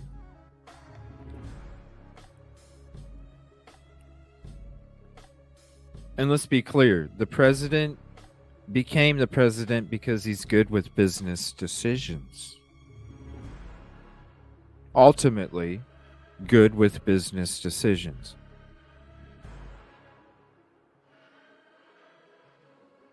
So when he's looking at it as a business decision, he doesn't necessarily have to drink the Kool-Aid of anybody because he's got his own Kool-Aid to worry about, right? So when he's looking at it as a business decision and he's looking at it from afar, who's to say behind the door he doesn't talk like we do, but out in public he's agreeing that everything is kosher? Who says behind the scenes he's not sitting there telling his closest people, yo, I don't know what the fuck is going to happen with this shit. And I'm telling you right now, you know, in this little room, and I'm telling you right now, if something happens with this trial, it could be years before we are able to not take a hit without tearing it down. So we need to get it done now. Because if we don't, and something happens with this trial soon, do you think the community's going to allow us to tear this down? No, they're not. They're not going to allow us to tear this down until we either find somebody else or we have somebody else convicted. Then the community would probably be like, okay, tear it down. That's where I'm coming from. That's why I feel, in my own personal opinion, that the reason that this shit is being is because not everybody's drinking the same Kool-Aid because they got their own Kool-Aid to worry about. And when you got your own, you look at somebody else's Kool-Aid and you're like, "Ooh, it's a little watered down. It looks like food coloring water and not Kool-Aid." Because if you got Kool-Aid, you can see that shit swirling in it, you know? You know it's Kool-Aid. That's what I think. I think Homeboy is getting scared. I mean, he's like, because think about it. They can get this shit done real quick before something happens because they've already put it out. Listen, guys, we've already put it out there before. We were ready to tear it down 10 months ago. We were ready to tear it down 8 months ago and 6 months ago and 4 months ago. And we've been talking about it and we've been talking about it. And we're starting to get the tide to turn in our direction after talking about it so much. People are finally starting to jump on board. We need to do it now because if we don't, then it could be who knows how long until we're able to tear it down.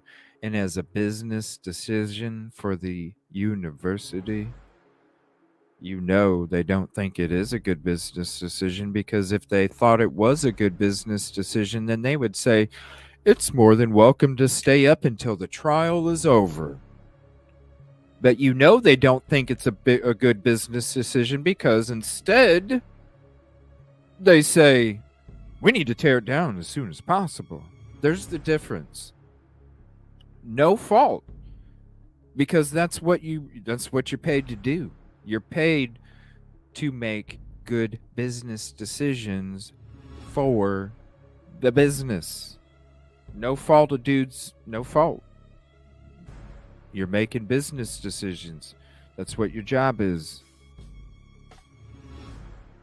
But when you look at it with the business mind, then you understand, yeah, they want this shit. Because what other reason would they want it done? To help the prosecution? What does that help the prosecution with? What does that help? What other way does it help? Then, for them to make sure they got this shit down and grounded before they have to look for somebody else. Then they ain't tearing that shit down ever. Period. That community, if that happened and they tried to do that shit, you can't tell me that community wouldn't fucking have a fit. There's students out there still, even though BK's arrested, there's students out there still that are freaking scared, yo. Like ain't nobody been caught that scared. All right. Let me get to, that was the 3D video. This is in. So I'll check some updates as we're going. Let me see. There was something else here.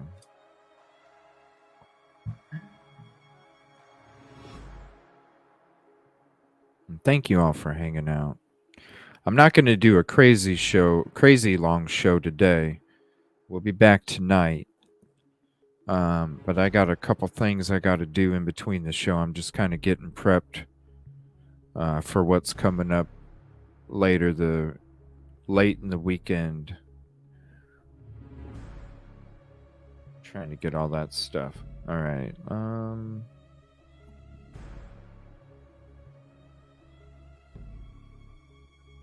There's something I came across. Let me just go to my Idaho4 because I want to see what some of the other content creators are saying now about some stuff. I haven't got to...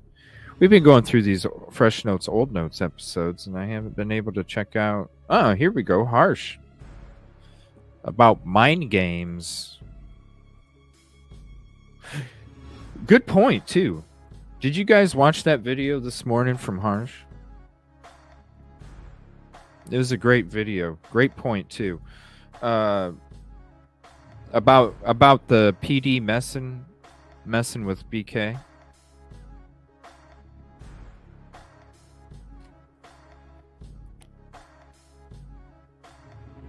Yeah, we'll play this video real quick. Shout out Harsh, appreciate you.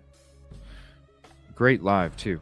Mind games. Were they playing mind games? Oh yeah, this is the Halloween stream too. This is neat. Look at that. Isn't that so cool with the rain and the fucking electric lightning bolt shit? That's pretty sweet. I need to get down with all that software shit so I can learn how to do all that shit. I'm organic. I can't help it. Hello. Ooh, it's on slow-mo. I just can't help it. I don't know how to do none of this shit. Hello there. How is everyone? I hope you are all well on this amazing, amazing Halloween. That's right, baby. It's Halloween. Baby. You're looking amazing, by the way. Thank you, Swampside Chick. Ticket number 72. For those of you who joined the line, you would have seen a sneak preview of this, but look, we've got to do it, haven't we? It's Halloween, so let's get in the mood. Let's get in the mood and tuck into some meat and potatoes. As we talk about mind games, some of you would have watched the Drip Drop video, and he I want to take a pause. I want to show you guys something here real quick. I want to give you an example like Devil Doll. I want to give you an example. When I was talking to everybody last night, okay? When I was talking to everybody last night,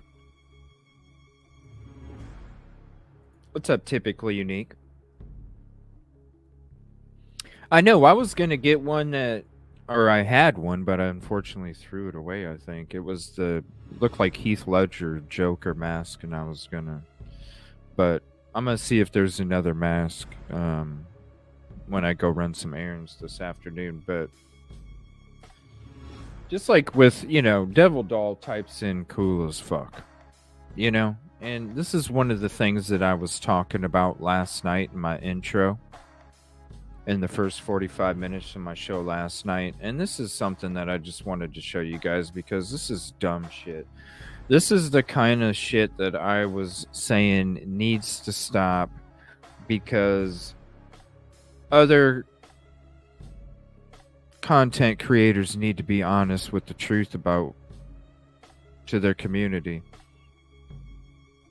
I explained my 150 last night. I even showed where I was coming from and why nobody should ever question the 150. And it's shit like this right here, where people will come in and flag a fucking comment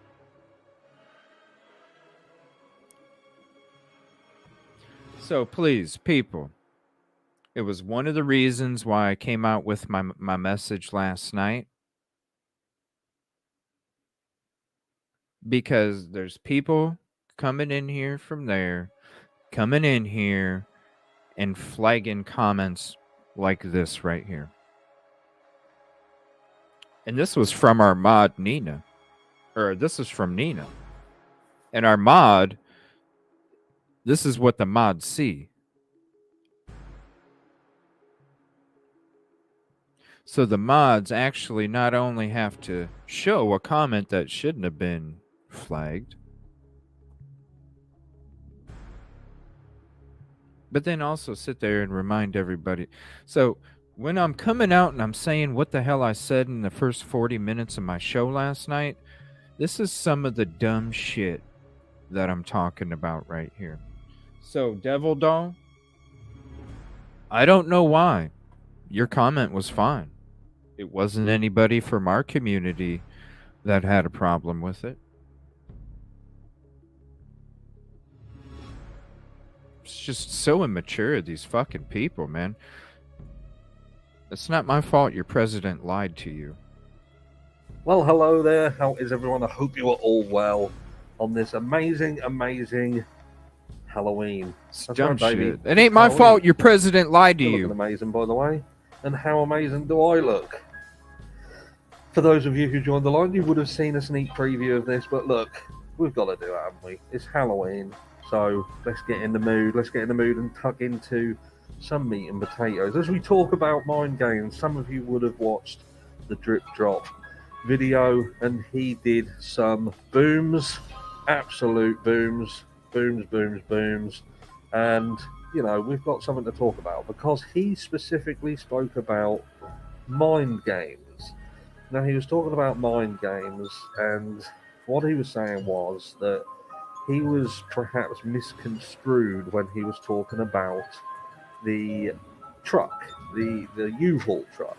And he was talking about the fact that Moscow PD had got this U-Haul truck with Pennsylvania down the side of it, and people like saying, "Oh, you can get these trucks from anywhere in the state. They can, you know, you can get one from Pennsylvania, use it, and that'll be dropped off in another state, and so on and so forth." And he was like, "That's not the point I'm trying to put across." What he believed was that Moscow PD were playing potential mind games with Brian Kohberger, and that what they were trying to do would be to give out subtle hints in the public. Like, they would talk about the fact that they were looking for a white Honda Elantra, but there was just something that was off. So they were on the right track, but they hadn't quite got it down, you know what I mean? So they weren't looking for his, so it would leave a little bit of doubt in there, maybe sort of give a little bit of false confidence. And then they would talk about the Pennsylvania truck and the fact that that was, you know, displaying Pennsylvania down the side.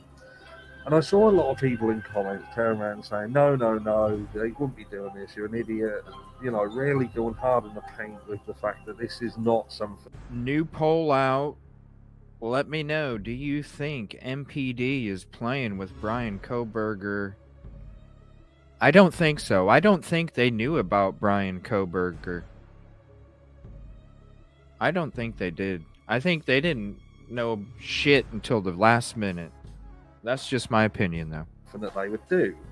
And I thought to myself, you know what? I believe that that is a high probability. Now, imagine if they had been tipped off. Imagine that someone had given them Brian Kohberger's details. They had said, look, this is the guy. This is the guy who did this crime, but we can't prove it. You know what I mean? We can't prove that he was there. We don't have anything, but we can tell you it was him. Yvette, tomato, you know what I'm saying? Tomato. So what would they do? What would they do? And I'm thinking to myself, well, Thank you, D. Smith. is I it appreciate beyond the realms of possibility that they would try and do something that would trigger a reaction from Brian? Is it something that is just completely impossible, and they just, it's not something that they would do? And I thought to myself, you know what, I could actually see a law enforcement sort of outfit doing something like this, because it then forces that person's hand. They would look to see whether, you know, whether they do anything out of the ordinary, whether they do something like try and escape, try and get out of Dodge. Do you know what I mean? And then we saw Brian Koberger obviously doing the drive with his dad from Washington all the way across to Pennsylvania. He stopped during this time as well, and you wonder whether that is all part of the same thing, to see whether once he is stopped, and not just stopped once but stopped twice, whether he then starts to behave in a different manner on that journey. Does he change where he's going? Does, you know, his manner of driving start becoming different, erratic maybe? And I see that as something very, very plausible. And I think those that dismiss that, I think, are wrong in doing so. I believe that that is highly probable that this was indeed what was going on. This almost like a cat and mouse game. But there's more to it, because I think to myself, if that's the case, then that does mean that there are other elements of this case that are not perhaps as we thought. Like, we believed at some point there was a potential that perhaps the knife sheath had been planted, perhaps it had been planted by law enforcement. There's some confusion around the PCA and when this was specifically found and how it was found and how it was displaying the emblem on the leather, so on and so forth. And, you know, the PCA seemingly written by two different people, and it's supposed to be two different accounts of what they saw, but they're almost like they're a copy and paste of one another, which some people have found that very, very bizarre, me included. But look, it is what it is. But with respect of, if this is in... And that's what we've said too. You look at these other documents and it's like copy and paste, yo. Thank you again, Devil Doll. I appreciate that. It's like copy and paste. You look at these other cases, we've read them. I don't understand. It's out there. It's out there. Indeed what Moscow PD were doing. It was this cat and mouse game, and they were trying to get a reaction out of Brian Koberger. And does that mean that law enforcement definitely 100% had nothing to do with any form of setting up, and this was purely about following up on a lead? You know, this was about trying to get somebody to react in a certain way because they needed further proof of their involvement after they were given that information. I still believe that they were tipped off about Brian Koberger. 100%. Yeah. I think they were thrown the tip and they just frickin' ran with it, yo. They had that vehicle in Oregon. They were so pumped up. That turned out to be a dead end. And then all of a sudden they were tossed a tip and they're like, all right, let's go, guys. Let's go. Let's go. There you go. White car. Let's go. They did not do investigative work that led them to this perpetrator, and then they further did that. But in my opinion, it didn't work that way. This was a tip-off. Someone said, this is the guy you need to be looking at. He's your guy. And they had to reverse engineer go get him. Yep. a caseload around him and make it work. Yeah. There you go. I mean, he's saying everything I've said before. Yeah. And I believe it's high probability that part of that was to help I'm haunted. This is such a cool, like the rain and the freaking, that is so neat how it like follows him and shit. That is so cool. Put out stuff that they knew that he would see because they knew that he would be watching. Because let's think this, sorry. And that is that if he was indeed guilty, he would have indeed been watching. He would have indeed been watching the press conferences. He would have been watching to see how Moscow PD will... Kelly, what was that PA shit? Pressure. Oh my gosh, I forgot it. I forgot it. What was the tagline for PA? Pressure, capsulate, squeeze. Pressure, squeeze, no. Pressure. What was it? Oh my gosh. Pressure, capsulate, squeeze. Something like that. Capsulate, pressure, squeeze. Reacting, what they knew, what they didn't know, everything. He would have been all over. And we know that he was watching the news because we know that he was keeping an eye on the likes of Brent Kopacker, and when he had... Yeah, do me a... Type this in. We already have a poll up, but I want to know this as well. Type 1 if you think BK knew that LE was kind of onto him and that's why he went home like he did, or 2, you don't think he had a clue. Type 1 if you think he knew. Type 2 if you think he didn't have a clue that LE was kind of onto him. Peach can sundial. I'm sorry. We got to do the profile first. You don't think...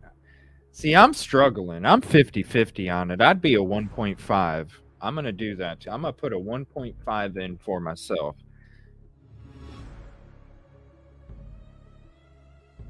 Subconscious man.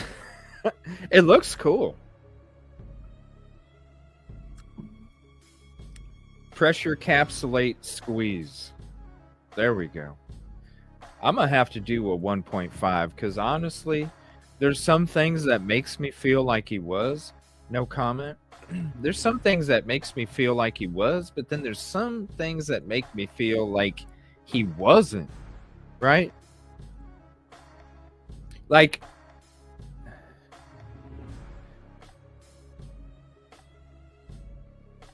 yeah, they did. And I think after that is when he was like, I have a white car. I have a white car. I don't know. What would you guys do in that? Would you just hang around and wait? He was going home anyways. Yes, he was. He was. Did you guys just hang around and wait? I don't know. It'd be a tough one, right? Definitely be a tough question to ask yourself. Knew that he would see because they knew that he would be watching. Because let's think this, sorry. Sell my car. If he was indeed guilty, he would have indeed. You would look as guilty as Vicky and Casey White. You would look as guilty as Vicky and Casey White selling the Ford Edge for a pickup truck. You look guilty as hell. Kelly, do you got spray paint in the back hatch that you can pull out and start spray painting your vehicle before you sell it too? Or you just leave it on the side of the road if you want? Whatever. Been watching. He would have indeed been watching the press conferences. He would have been watching to see how Moscow PD were reacting, what they knew, what they didn't know. Yeah, and you're right, Devil Doll. He was planning on coming back, too. He was coming back for the next semester. You're exactly right. Exactly right.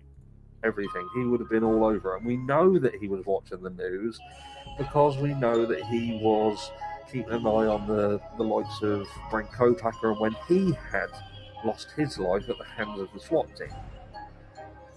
So look, he was keeping his eye on the news, and 28-year-old keeping an eye on the news. I certainly weren't that interested in the news. When I was 28, I'll be listening to music, making whoever was in the car listening while I was singing my heart out to the likes of Spice Girls. Not really. But you know what I mean. But he's listened to news. He's keeping an eye on what's being reported in the news. And maybe that's just part of his intellectual being. He's that kind of guy. He's not a music lover. He's a news lover. He's a law enforcement, education lover. But I think to myself, right, so if law enforcement weren't involved in some kind of setup and we've got completely off base end, you still have to take into consideration, all right then, who pointed them in the direction of Brian Koberger? And who would have wanted to point them in the the direction of Brian Koberger. And I think to myself, you know what? From what we've heard about Brian Koberger being this harsh marker and, and people having a problem with him in general, I do think to myself that, bearing in mind that this is a very student-heavy community, someone could have just been pissed off with Brian Koberger. It could have been someone who Brian Koberger had marked crap, who had been he had been harsh with. He had been a bit of a dick to. One of these people who, a bit of... Well, that would have been a good idea, Kelly, but I think the reason, and I'm gonna be honest with you, that I think the reason that his car was pinged utilizing the same tower, let's be real, from the PCA, utilizing the same tower. And I think that it utilized the same tower because he was part of those kind of studies. And there's people that aren't even part of those kind of studies that would sit there and go there just to gawk. So when I look at what he was doing for schooling, something happened in your area, why wouldn't you? There's people that don't study that go to gawk. Why wouldn't you, if you studied it, go to gawk as well? So I always thought that there was, okay, so he showed up. Maybe he those were his studies. Something happened in the area. I could definitely see why he would be utilizing, and I'll show you guys here too, right here in the PCA. This is just during the morning. This is the verbiage I'm talking about. This is the verbiage I was mentioning earlier in the show. A query of the 8458 phone, and these returns did not show the 8458 phone utilizing, and this is the verbiage, utilizing cellular tower resources in close proximity to the King Road residence. Utilization of cell phone telephone records. Utilization. This is page 13. Page 12, page 13 talks about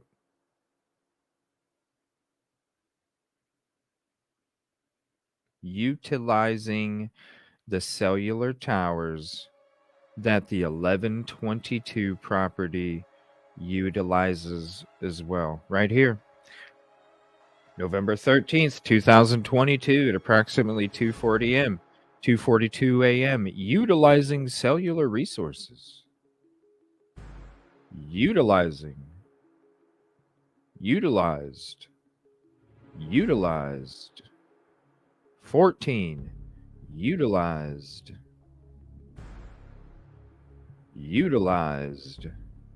That are consistent. Utilize the same. Utilize that the property. How many cell phone towers are in Moscow? This isn't Chicago. This isn't Miami. This isn't Akron.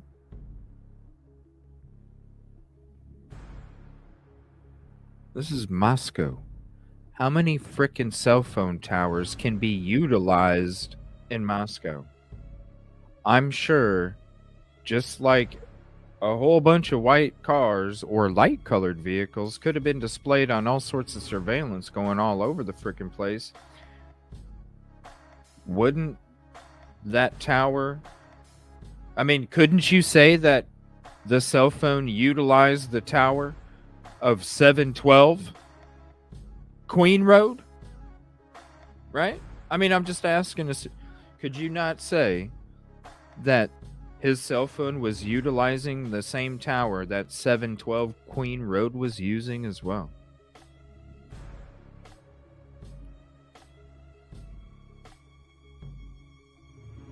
Just a thought. Don't like being told when their work ain't as good as what it should be. And maybe they just rung in a tip and said, oh, we've got this, weirdo bloody tutor, and I think you need to take a look at him because he was behaving funny in the days after this. He drives a white Hyundai Elantra. I believe it was potentially a student that tipped them off to Brian Coburger.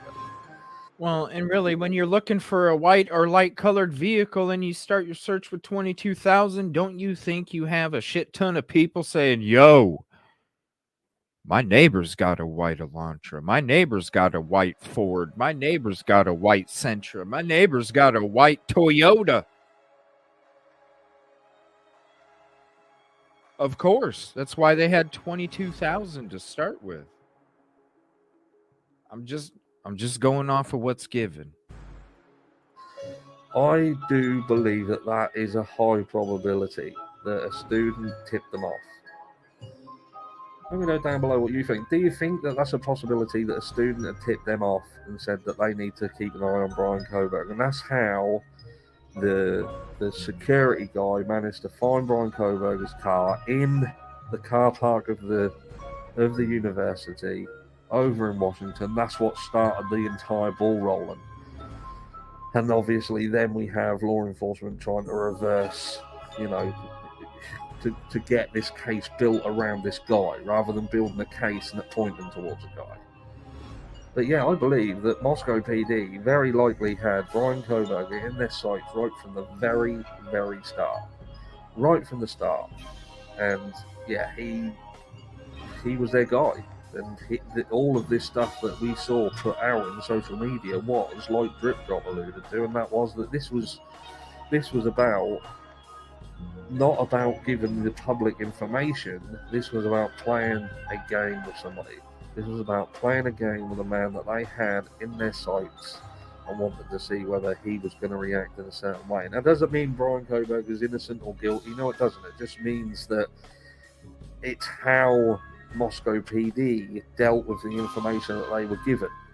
And, the fact that Brian Coburger was the target of that doesn't necessarily mean anything. It still does mean that there's a potential that someone just had it in for Brian Coburger, and that's how this entire thing went down.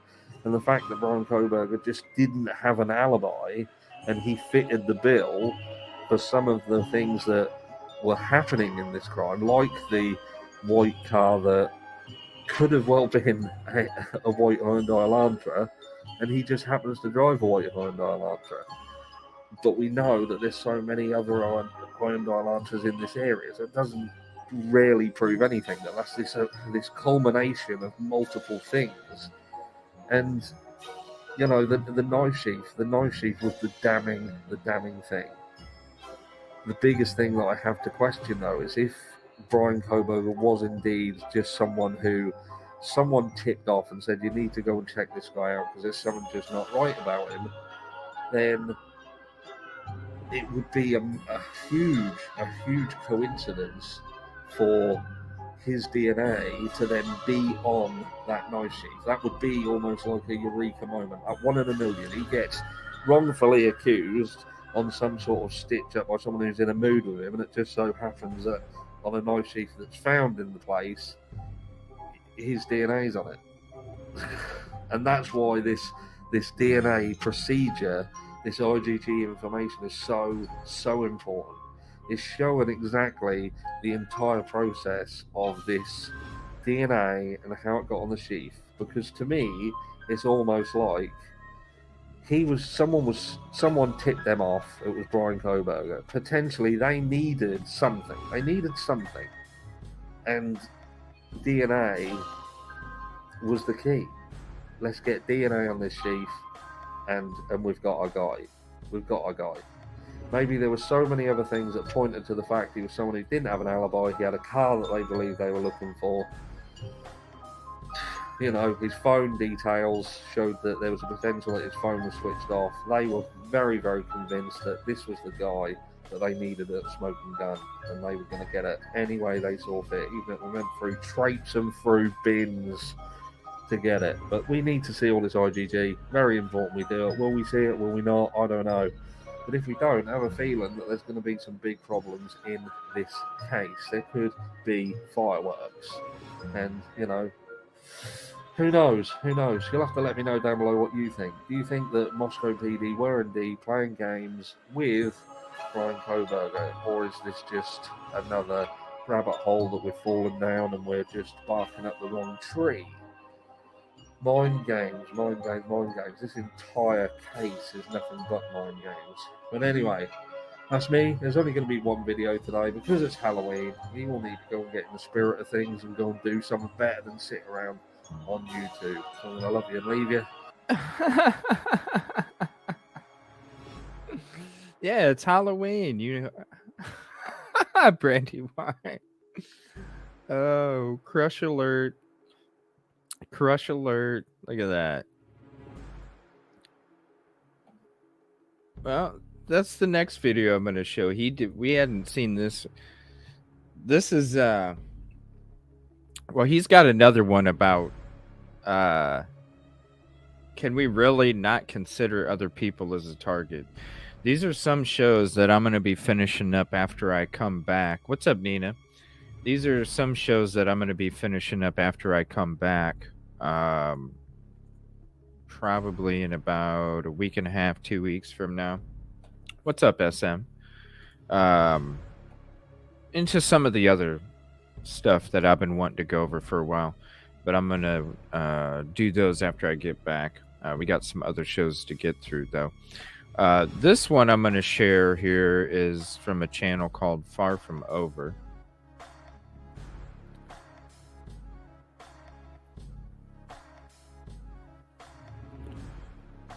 And this is like it put me at the top. Son of a bitch.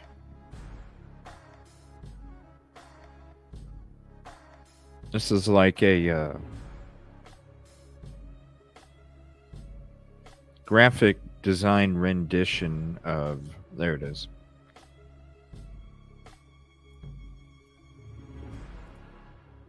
Of what supposedly took place. So let me throw this up there.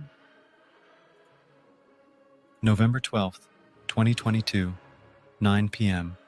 Approximately 7 hours before the killings, Zana Kernodle and her boyfriend Ethan Chapin are at the Sigma Chi fraternity house, University of Idaho. It's just a 5-minute walk from Xana's off-campus residence at 1122 King Road, Moscow. Just a few hours later, this house would turn into a crime scene. Meanwhile, the other two victims, Madison Mogan and Kaylee Goncalves, are about 1.5 miles away at a local bar called the Corner Club, located at 202 N Main Street around 10 p.m. At around 1:30 a.m., they both decide to leave the Corner Club and head to a local food vendor called the Grub Truck at 318 South Main Street. They can be seen on a live stream on Twitch run by the food truck around 1:40 a.m. This footage is approximately 2 hours and 20 minutes before the event. After spending about 10 minutes there, they take a ride back home and reach the King Road residence around 1:56 in the morning. Zana and Ethan arrived just a few minutes earlier, around 1:45 a.m. About 10 miles away from the King Road residence, and nearly an hour later, police suspect Brian Koberger was observed on Washington State University surveillance cameras, traveling north on Southeast Nevada Street at 2:44 in the morning, about 1 hour and 15 minutes before the event. His phone stops reporting to the network at 2:47 a.m. Around 6 minutes later, he is seen traveling south towards State Route 270.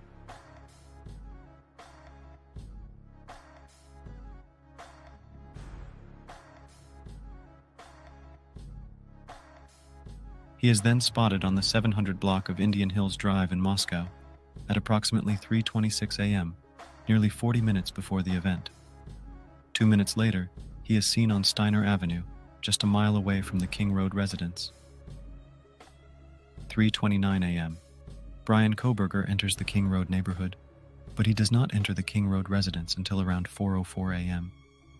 Instead, he makes 3 initial passes around the King Road residence and then leaves via Walenta Drive.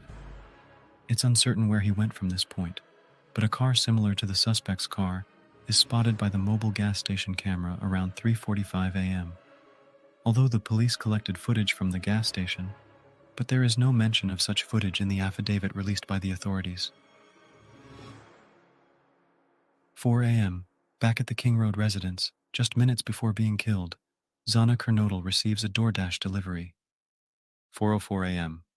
4 minutes later, Brian Koberger enters the King Road neighborhood for the 4th time. He turns east onto Queen Road, but upon failing to park, he turns around and heads west towards the intersection, where he completes a 3-point turn and parks somewhere in this area. Around this time, the suspect enters the King Road residence through a ground-level sliding door on the 2nd floor.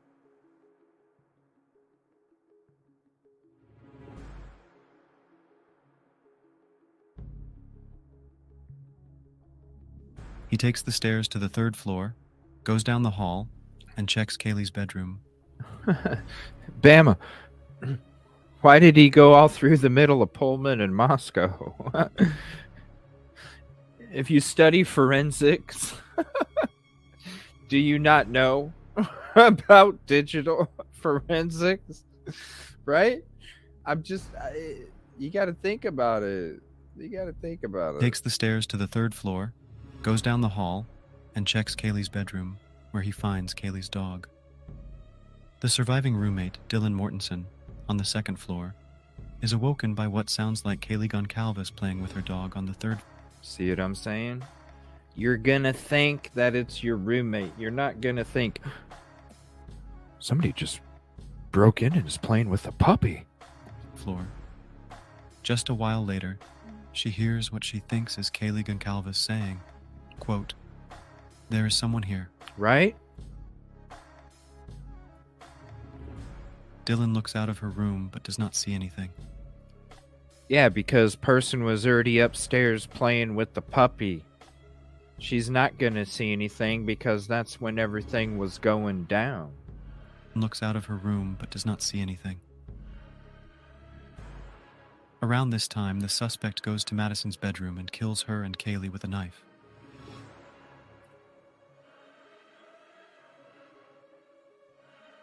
"4:12 a.m. At this moment, Zana Kernodle is possibly awake, as her cell phone records show she was using TikTok around the same time. The suspect goes downstairs and enters Zana's bedroom. Around this moment, Dylan Mortensen hears crying coming from Zana Kernodle's room. She also hears a male voice saying something to the effect of, quote, "It's okay. I'm going to help you." Dylan opens her door for the 2nd time but does not see anything.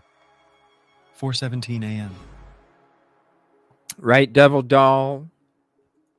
Especially if 1112's ring cam could hear it. You know what I'm saying? Just saying. A security camera less than 50 feet away from the west wall of Kernodle's bedroom picks up distorted audio of what sounds like a whimper, followed by a loud thud. Zana and Ethan are most likely killed around this time.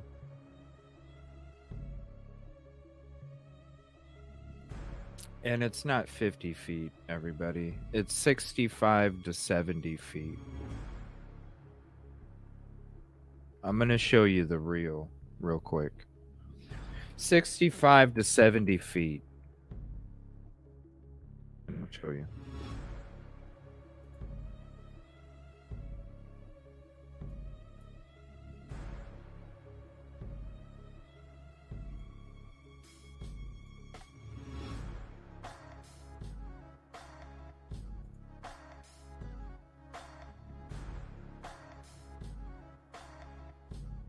Because remember, you got to bounce through these walls too. 72 feet if you're talking sound waves.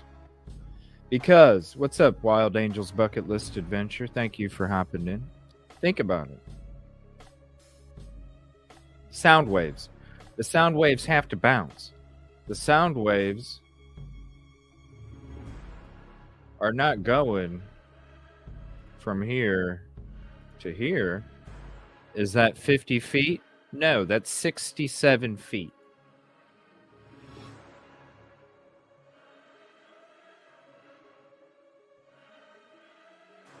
$67 feet. But I'm going to do it real. The sound's going to come from the window, hit this wall, bounce here, and we'll just give it some slack and just give it some shit. Just right 71 feet. No, I'm not saying it makes a difference, but damn it, it kind of does make a difference because it's not 50 feet. Oh, exactly. Exactly.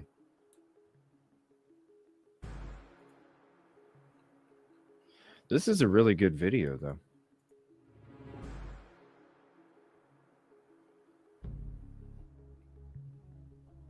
Dylan Mortensen opens her bedroom door for the third time, and this time she sees a man dressed in black, wearing a mask, walking towards her.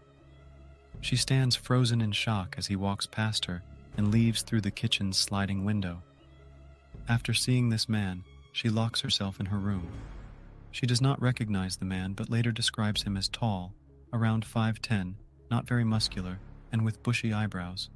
However, she does not call the police at that time. 4:20 a.m. The suspect goes back to his car and leaves the crime scene at a high rate of speed via Walenta Drive. But this is not the end of his journey. Approximately 3 hours and 30 minutes after getting back to his residence, Steptoe Village Apartments, Kohberger goes to the crime scene again. According to cell phone records, at 9 a.m. on the very same day, Kohberger leaves his apartment. 12 minutes later, he is back at the King Road residence. His phone utilizes the cellular resources that provide coverage to the King Road residence. Oh, I'm sorry, what? 9 minutes. I'm sorry, what happened? Later, he is back at the King Road residence. His phone utilizes the cellular resources that provide coverage to the King Road residence.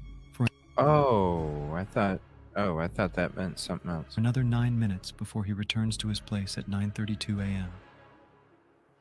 Sometime later in the morning, the two surviving roommates call friends to the home, thinking that one of their roommates has probably passed out and isn't waking up. Eventually, they call the police, nearly 8 hours after the event. 11:58 a.m. Police respond to the 911 call reporting an unconscious person and soon find the bodies of 4 students stabbed to death. On a bed next to Madison Mogan, police find a leather knife sheath with a single source of DNA. That DNA is run through the law enforcement database, but no matches are found. Investigators then turn to genetic genealogy to acquire a family tree with the help of the FBI. Meanwhile, investigators continue to search for leads. They find a suspicious white Hyundai Elantra caught on camera around the crime scene at the time of the event. On November 25th, police ask other law enforcement agencies to look out for white Hyundai Elantras. 4 days later, on November 29th, Washington State University Police researches any white Elantras registered on the campus and find a 2015 white Elantra registered on the campus and find a 2015 white Elantras. Well, hold on. Continue to search for leads. Sorry. They find a suspicious white Hyundai Elantra caught on camera around the crime scene at the time of the event. On November 25th, police ask other law enforcement agencies to look out for white Hyundai Elantras. 4 days later, on November 29th, Washington State University Police researches any white Elantras registered on the campus and find a 2015 white Elantra registered to Brian Kohberger. 30 minutes later, a WSU officer finds a 2015 Elantra at 1630 NE Valley Road. Upon running the plates, he comes up with driver's license information showing Brian Kohberger, a 6-foot, 185-pound white male with bushy eyebrows. This description closely matches the description given by the surviving roommate, Dylan Mortensen, who saw him walking past her, leaving the crime scene. That is right, too, Commercial Zone. 2 different officers called the tip. Also, 2 different officers stated that the registration was in different states. One was Washington, one was PA, and the calls were 30 minutes apart.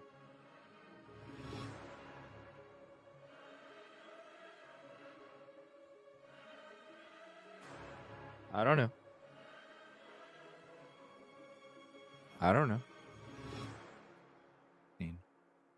Meanwhile, by using genetic genealogy, the FBI comes up with the same suspect, Brian Kohberger. Here's the video link if you want criminology graduate and a PhD student at Washington State University. To test the DNA, police recover trash from Kohberger's family in Pennsylvania on December 27th. The very next day, the Idaho State Laboratory identifies a male who cannot be excluded as the father of the person whose DNA was found on the knife sheath. On December 30th, the day of the arrest, the FBI and Pennsylvania State Police arrest Brian Koberger in Pennsylvania.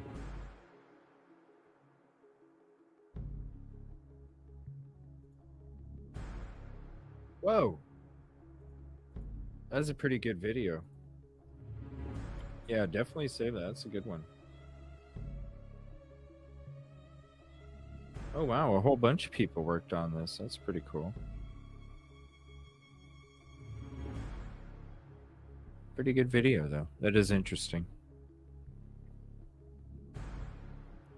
Yeah, no body cam, right? I'm not sure exact. I don't. How big could the ISO team? Right? I mean, seriously, you're talking about a town that would only take 15 minutes, 10, 15 minutes to drive through, you know? That's not very big. It's really not. It's really not.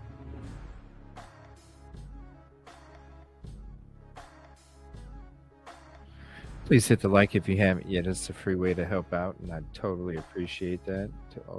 Always the tallest among the dudes.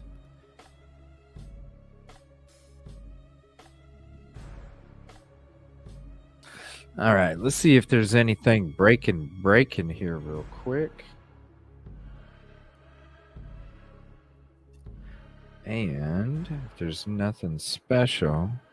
Oh, right here. Here's a video about from Creme 2. Ooh, nice. Hold on. 24 seconds ago.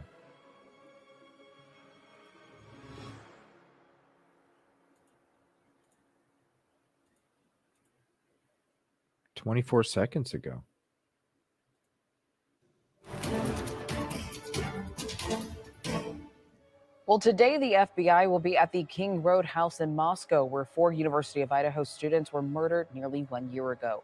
They will be there to fully document the house so that they can build visual and audio exhibits, as well as a model of the house for the trial. The FBI says that these exhibits and models take months. That's an old to build, picture. and so they will not have been ready for the trial if it actually began this month, as it was originally planned to do.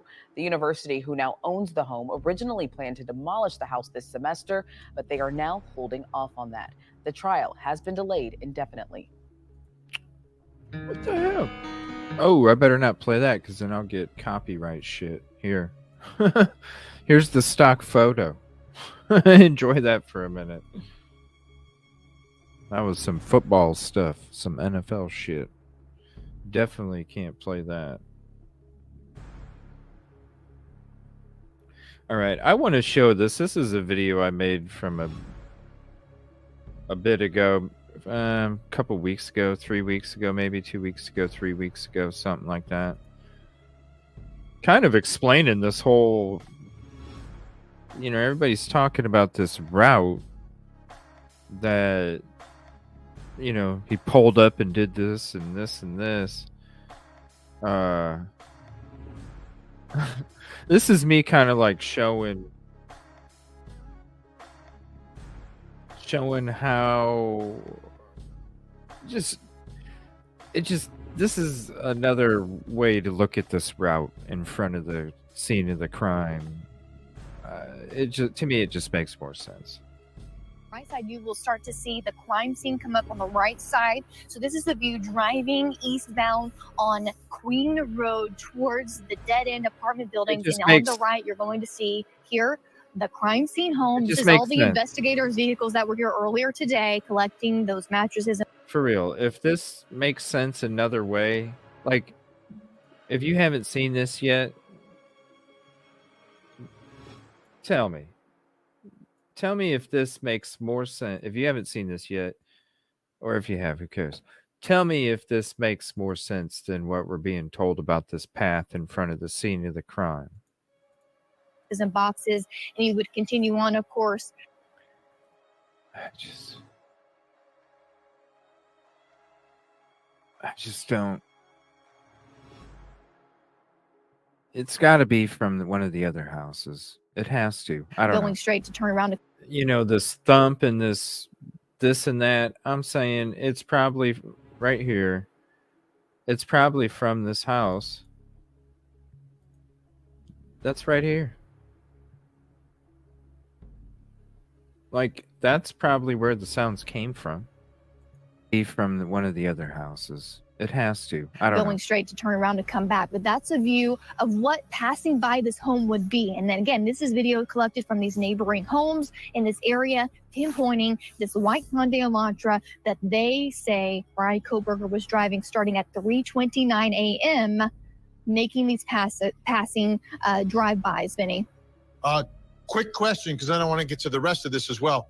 As you drive past and you see those windows, which floors are that? Which bedrooms do you see as you're doing that pass by? Because if this car is casing the joint to see if anyone's awake, whose windows are you seeing?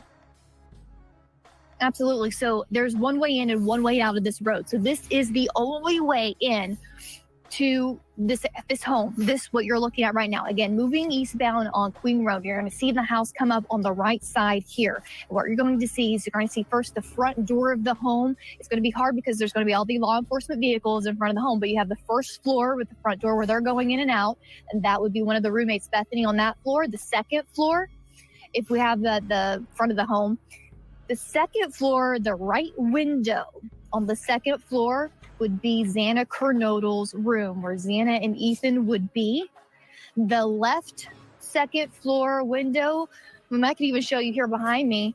You can see it. It's dark here on the second floor. That is the living room area of this home, where the first floor steps would come up, the living room area. On the back side of this second floor room, this living room area would be Dylan Mortenson's room on the second floor, Vinny. That gives you perspective. And then moving on up, of course, above this camera angle where I am would be the third floor, where Kaylee Gonzalez and Maddie Mogan would be at that time that car was passing by this home. Absolutely. I want to show the folks at home some maps, because I know you some more video to show us. Let's take a look at this map. This is, again, you see the crime scene. Let's zoom in on that crime scene. That's the home. And Chanley keeps talking about Queen Road. So at 4:04 in the morning, there's a fourth time that the suspect vehicle goes down Queen Road and then sort of turns around in front of that apartment complex, 500 Queen Road. Then you see it start to move forward and then stops. And they think it's either attempting to park or make some sort of a maneuver right in front of the car on Queen Road. But then it starts to move again and goes towards the intersection of King and Queen Road, and that's where it makes one of those three-point turns, a K-turn. It turns around in that intersection and then heads back east on Queen Road, again towards the home. Now, Chanley, I know you put together some video showing all of this, because this is significant. This is 4:04. This is when the car makes its final pass, and then it's time to break it. I'm sorry. This path is like Joe Dirt going to commit this crime. Not somebody that studied SKs, that had questionnaires about what they felt, what mistakes they made. This is like a route that Joe Dirt would have took to go do this crime. Like, you're gonna fucking drive up, turn around right there, then come back around, do another turn, and then come back around. I'm sorry. I just assume this dude is smarter than what they're saying he is, because they're saying he's stupid as fuck. And that's where it makes one of those three-point turns, a K-turn. It turns around in that intersection and then heads back east on Queen Road, again towards the home. Now, Chanley, I mean, anybody. Like, who does that? What's up, Kelly? Who does that? Who literally, like, you're gonna commit a crime and you're gonna just look at that. Just look at it.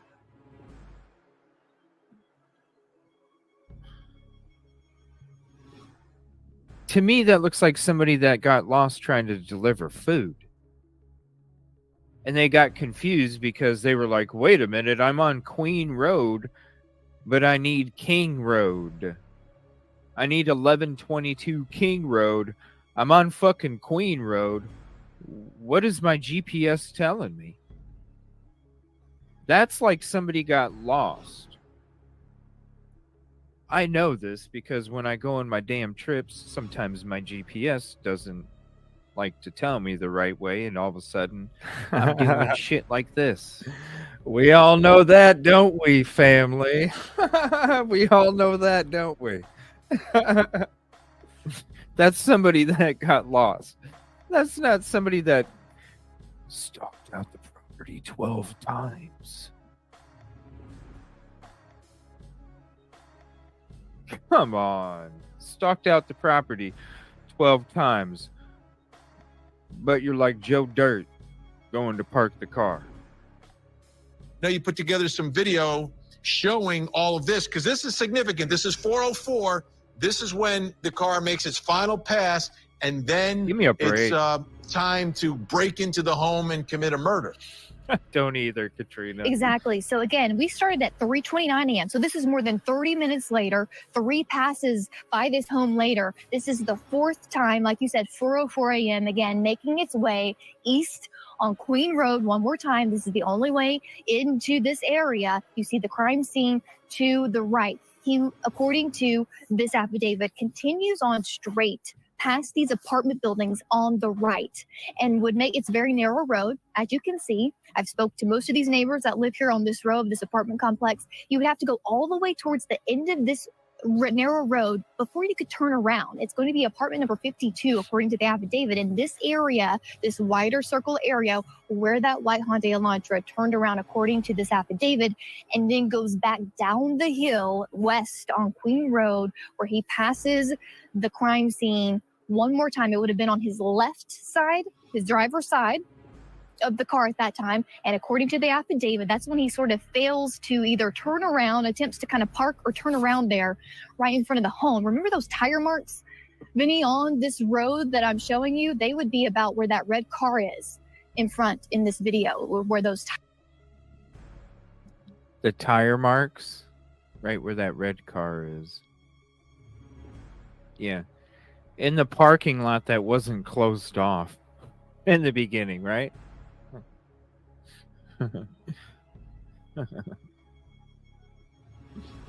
They're the killer's tire marks.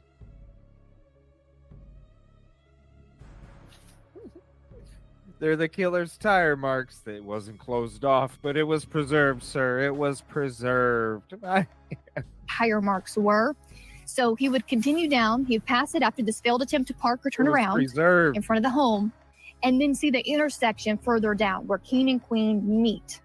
He does a 3-point turn there before heading back to this home where, according to this affidavit, committed these murders within about 16 minutes before speeding off at 4:20 a.m. this direction out Valencia Road.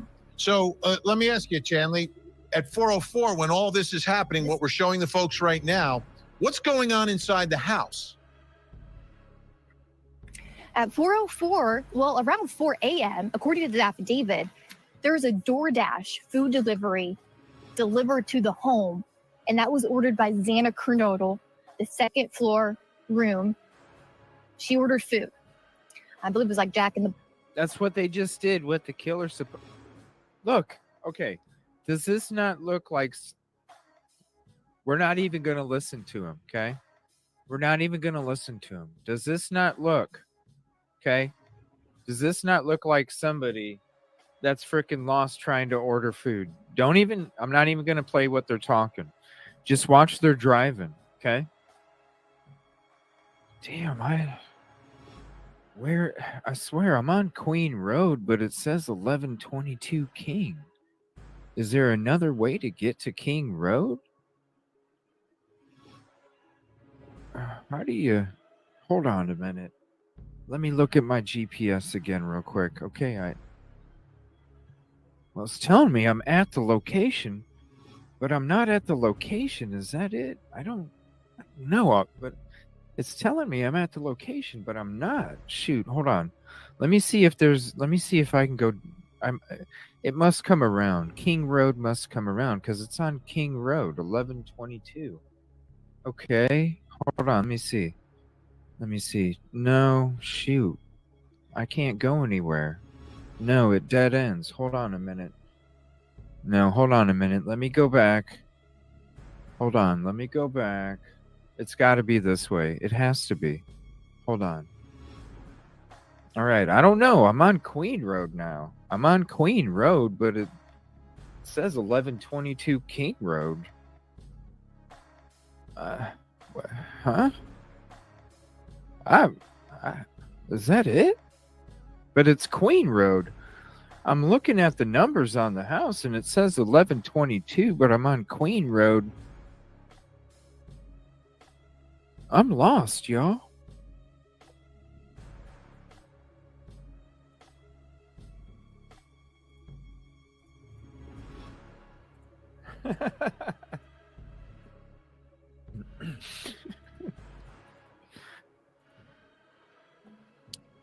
I was lost. I don't get it. You tell me. I don't know. You see what I mean? Leave a comment if you want. And when you go back to this,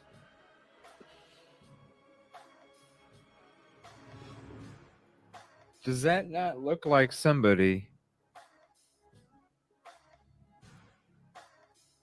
that got friggin' lost trying to deliver food?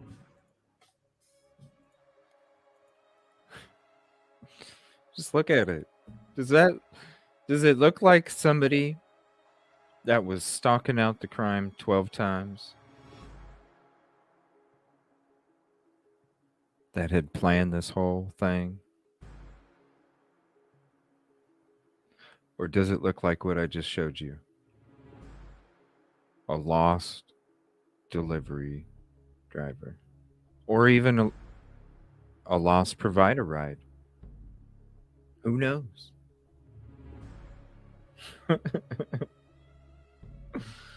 Thank you so much for hopping in here, YB So Nosy. I appreciate you. Definitely send me those links. If you have a Discord, Twitter, or Gmail, I'll definitely check them out in tonight's show. We will be back tonight. You have to turn right toward Taylor, make a left. Oh, funny.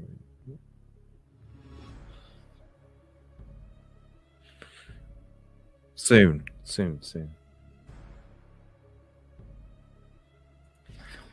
Well, there's some interesting stuff with that DoorDash.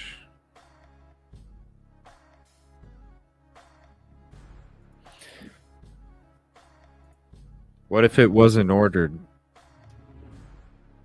from Zaina's phone?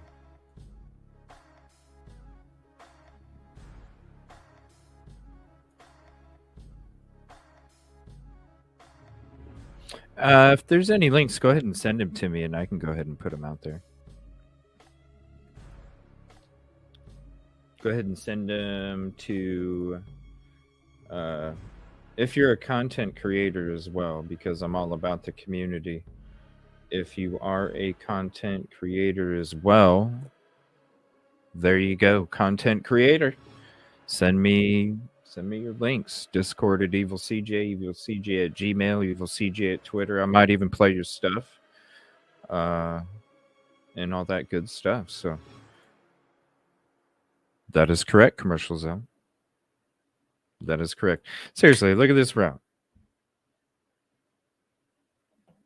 A person that staked this property out 12 times. If you staked it out 3 times, and that's being generous. If you staked it out 3 times, you would already know what time, you would already know where to park, and you would already know what the fuck you're doing. Period. And if you really want to think about it, what is more logical I'm going to ask you a logical question. What's more logical? Is it more logical to park your car if you're going to commit this crime and you staked it out 3 times, not 12, 3. If you staked it out 3 times and you were going to commit this crime, would you park in the front? Or would you park where that blue car is sitting? So even if there was a DoorDash driver that was in the parking lot, would you not go park where the blue car is?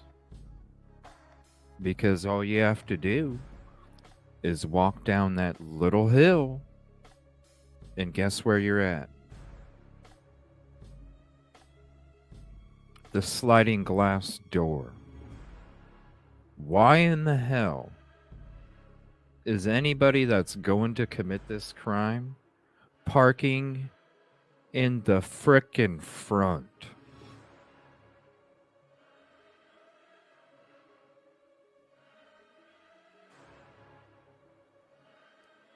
Please make that make sense. Because it sure as hell don't make sense to me. Thank you, everybody, for hanging out this morning, this afternoon. We'll be back tonight for another show. I appreciate you so much. If you're interested in art, don't forget, we're having our first art show tomorrow night. And I'm going to be drawing the profile that should have been drawn. And I might even put a little reward at the bottom because there should have been a damn reward for it too. So we're going to make our own reward picture. Okay. If you want to tag along, you want to draw along, please do. Send me your art with what we're drawing, and I'll make it part of the thumbnail as well. Thank you so much, everybody. I appreciate your company, your conversation, your support, most importantly. And I can't wait to see you tonight. Thank you so much, everybody. If not, we'll see you tomorrow. Thank you so much. I can't wait for tonight, everybody. Appreciate you. See you then.